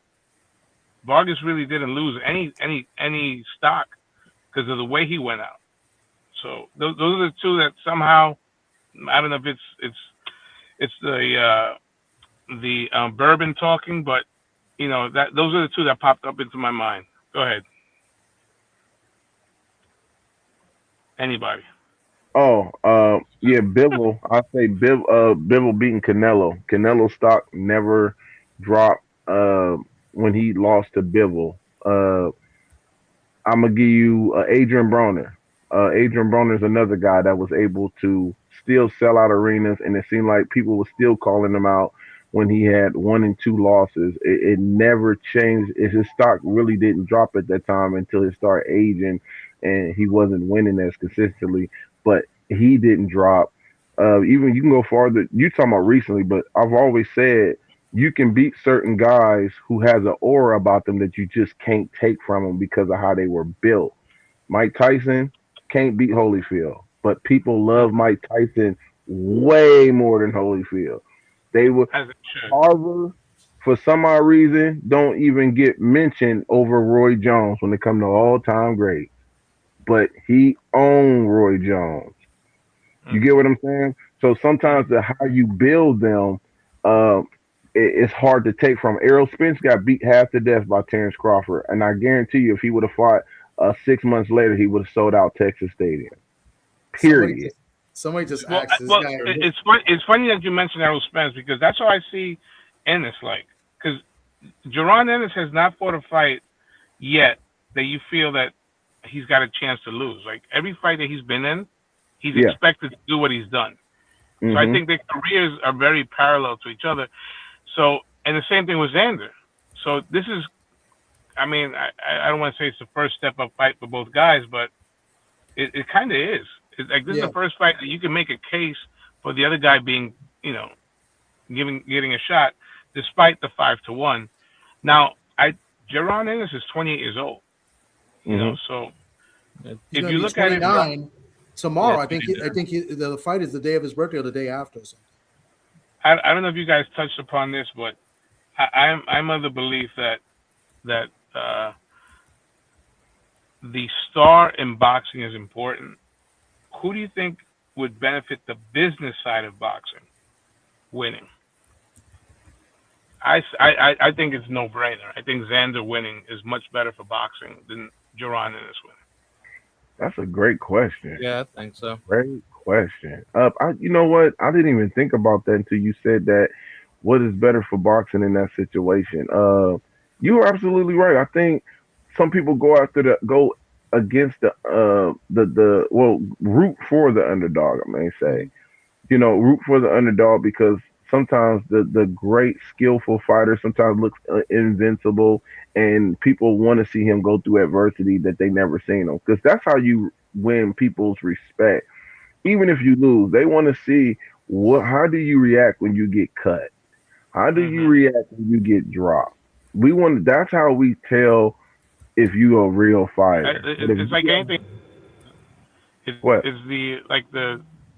the Greek tragedy, right? How you overcome something. That's why Arturo Gatti is beloved to this day, and that's why he's a Hall of Famer, despite smart people thinking that he's not. It's how you fight. Yeah, because I was gonna say, as long as you're putting in the work to better, your skill, And despite, you might not beating like all the top tier guys, at least people will give you the credibility to be like, okay, like this guy may not be the best, but at least, he beats some guys, at this particular level. Like I'll use like Sean Porter as a great example. Like he fought everybody, but yet his top tier names are still there, but yet he hasn't beat most guys, in the division, at 147. So it's like Deshaun Porter be like basically based off of the criteria of like what values like a fighter to be great. Like would you say Sean Porter is like a bum, or is he just like a good battle tested veteran that's actually Well, good enough to? I think you got to look at it from a perspective of what was his big fights, because if any time a fighter is fighting for a world title, that would be considered a big fight in my opinion, right? Yeah. His first world, Devin Alexander was a big fight of his career. Devin Alexander was a good fighter. He beat him. Udanis Ugas, he beat him. Danny Garcia, he beat him. You got Parley and you got Berto. Now, when he lost to Terrence Crawford, he was the only one that was up on the cards against Terrence Crawford. When you think about it in his career, he got stopped. Yep. Keith Thurman, great fight. Earl Spence, classic fight. He's been in every fight he's been in a competitive fight, except for Kell Brook. I felt like that was more of a clinch. Kell Brook still won that fight, in my opinion. But a lot of people Kell Brook beat him. Yeah, a lot of people wouldn't pick Kell Brook to beat him in the rematch after we seen him fight Earl. But I think he's elite. Even back when you look at his amateur pedigree, he fought Demetrius Andrade in the amateurs, beat him. Danny Jacobs in the amateurs, beat him. Usyk beat him. Jesse Hart beat him. Rodriguez, he has a deep resume when it comes to the state of Ohio. I think he has the deepest resume out of everybody in the state. And I think it's about competition. If people don't think you're elite, when you step up against an elite guy, you're supposed to get cooked. And that wasn't the story with Sean. Yeah. Yeah, like I was just having to just put that out there to say like as far as like being like considered like a great fighter, I think like some bias, boxing fans like to like give fighters, way too much expectations, to say that, you have to be super perfect within your career. So therefore, if you lose to some good upper echelon guys, to some casuals, they'll say, well, like, you're not really that good because, like you didn't beat this guy, but you like beat some other guys that weren't really considered great, but they had some particular success as being like a world champion, right? Mm-hmm. No, I hear what you're saying. I definitely see that. Yeah, people do that all the time. Yeah. But that's why that I do respect a guy like Sean Porter, because I think that should be the model for you to be a great fighter. As long as you're, elevating your competition from, any division that you campaign at, that's a good way to like put yourself, in position to get your career recognition. And I think, for today's, era, not a lot of guys want to do that because, they're too afraid to lose, or they're like, they just don't want to like, basically risk their I want to say their notoriety based off of like how their fans try to view them. What's good, Cam? My boy Cam in the chat. Shoot up. Man, Cam J. Salute everybody in the chat. Still rocking. We were gonna sign off, but we had two late bodies come in. Yeah, man, I ain't want to keep y'all. I hope I ain't drag this shit. I'm gonna close it out because I'm tired and I gotta get up early. But Sock and then Ohio, because I don't think Ohio, you gave us your take on the fight. I think you did, but you could do it again. But Sock, you haven't. Give me your take on the fight tomorrow. Who do you think wins and why? I think it's going to be a good fight. I think people that are selling Xander short, but it's going to be the first time that, he's in a real fight. Let's face it. I mean, like I said before, every fight he's been expected to win. There's been talks that he's having trouble with the weight, that regardless that he's going to move up in weight, which I think is maybe a little premature. Regardless of what happens tomorrow, nerves and the human element is important in boxing. So who's going to be the guy that. A lot of times in these big fights, they end up being disappointments, right? It's a lot of jockeying and a lot of strategy and guys that who's going to be the guy that takes the lead. I think Jaron Ennis may be a little too confident. I wouldn't be shocked if he gets caught and dropped early in the fight, because he does make mistakes. It's going to be interesting to see how Xander handles Ennis's power, but I don't think Ennis has fought someone as fast as Xander, at least hand speed wise. I think the one advantage that Jaron has, two big advantages. I'm sorry. I think it's man strength, which is very important, and his footwork. I think his footwork is a little bit more polished. Gun to my head, I pick Ennis, but I'm rooting for Xander because I think it's the best for the boxing. I think Xander has that crossover appeal. I think Ennis, has as far as being a star, and boxing needs stars. Canelo's on the way out. Terence Crawford he's gone. Who is the next star? Who's the guy who's going to sell tickets? I think Xander's that type of guy. It's a shame that Virgil Ortiz and the BS that happened, that we didn't get Virgil in Boots, which would have been a bigger fight on the national level, But I think Ennis wins, but I'm rooting for Xander. Okay. I'm rooting for the underdog, but I think Boots is gonna win. But I wouldn't be surprised if Zayas if he can actually, walk Boots into some shots where he's able to counter him in his aggression and slow him down. I would love to see that, because I want to see the adjustments Boots make, because you got to think about it. This guy is 35-0 with, I think he has 31 KOs.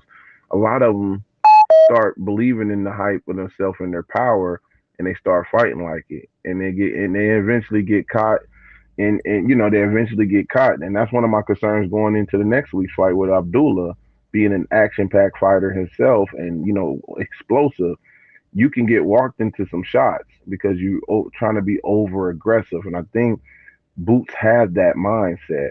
And I agree with you what you just said when it comes to the next superstar. It's going to be hard for Boots to be a superstar, even if he's winning and knockout. He doesn't talk enough. He doesn't even do media as much. So the Zayas is a perfect, we need the Puerto Rican.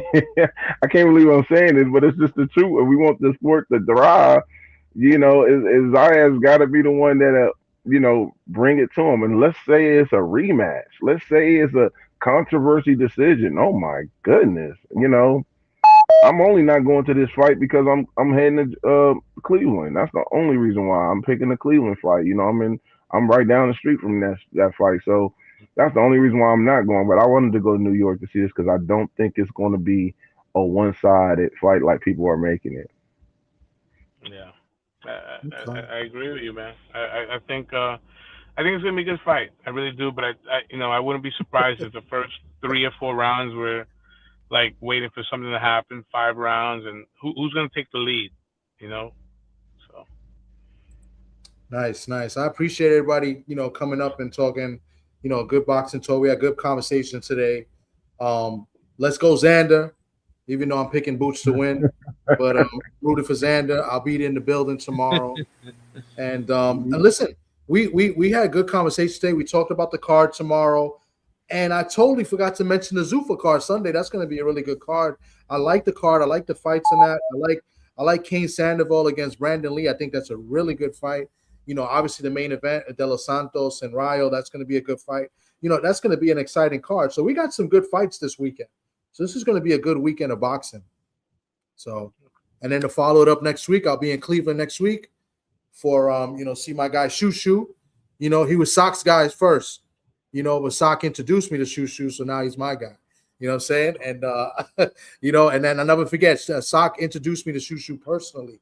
And that was at the Tio fight, I believe. Tio versus the Josh Taylor fight. I think that's where we met. That's when I met Shushu, because he was on the undercard. So, but appreciate you guys. This was good. Appreciate everybody in the chat. You guys have been great. Some of you have been really funny. My man FaZe is hilarious. We'll Was salute to everybody, Shower, everybody that came through. This was a great show tonight. Great, good boxing talk. Salute to my guy BVO, who's making everybody laugh today. And I appreciate Stormy 503, Truth, and a few other guys that came up. Apologize to forget you. My man K-Rod, and finally, my best friend in the whole wide world shows up. My man Socrates Palmer in the building. I appreciate it. It's late now in the Bronx. Sock is sleepy. Look at his eyes. He's about to close his eyes, go to sleep. So yeah. So anyway, you guys have a good one. I'm gonna close the show. Good night, everybody, and enjoy the fights this weekend. Yes, sir. Thank you. Peace.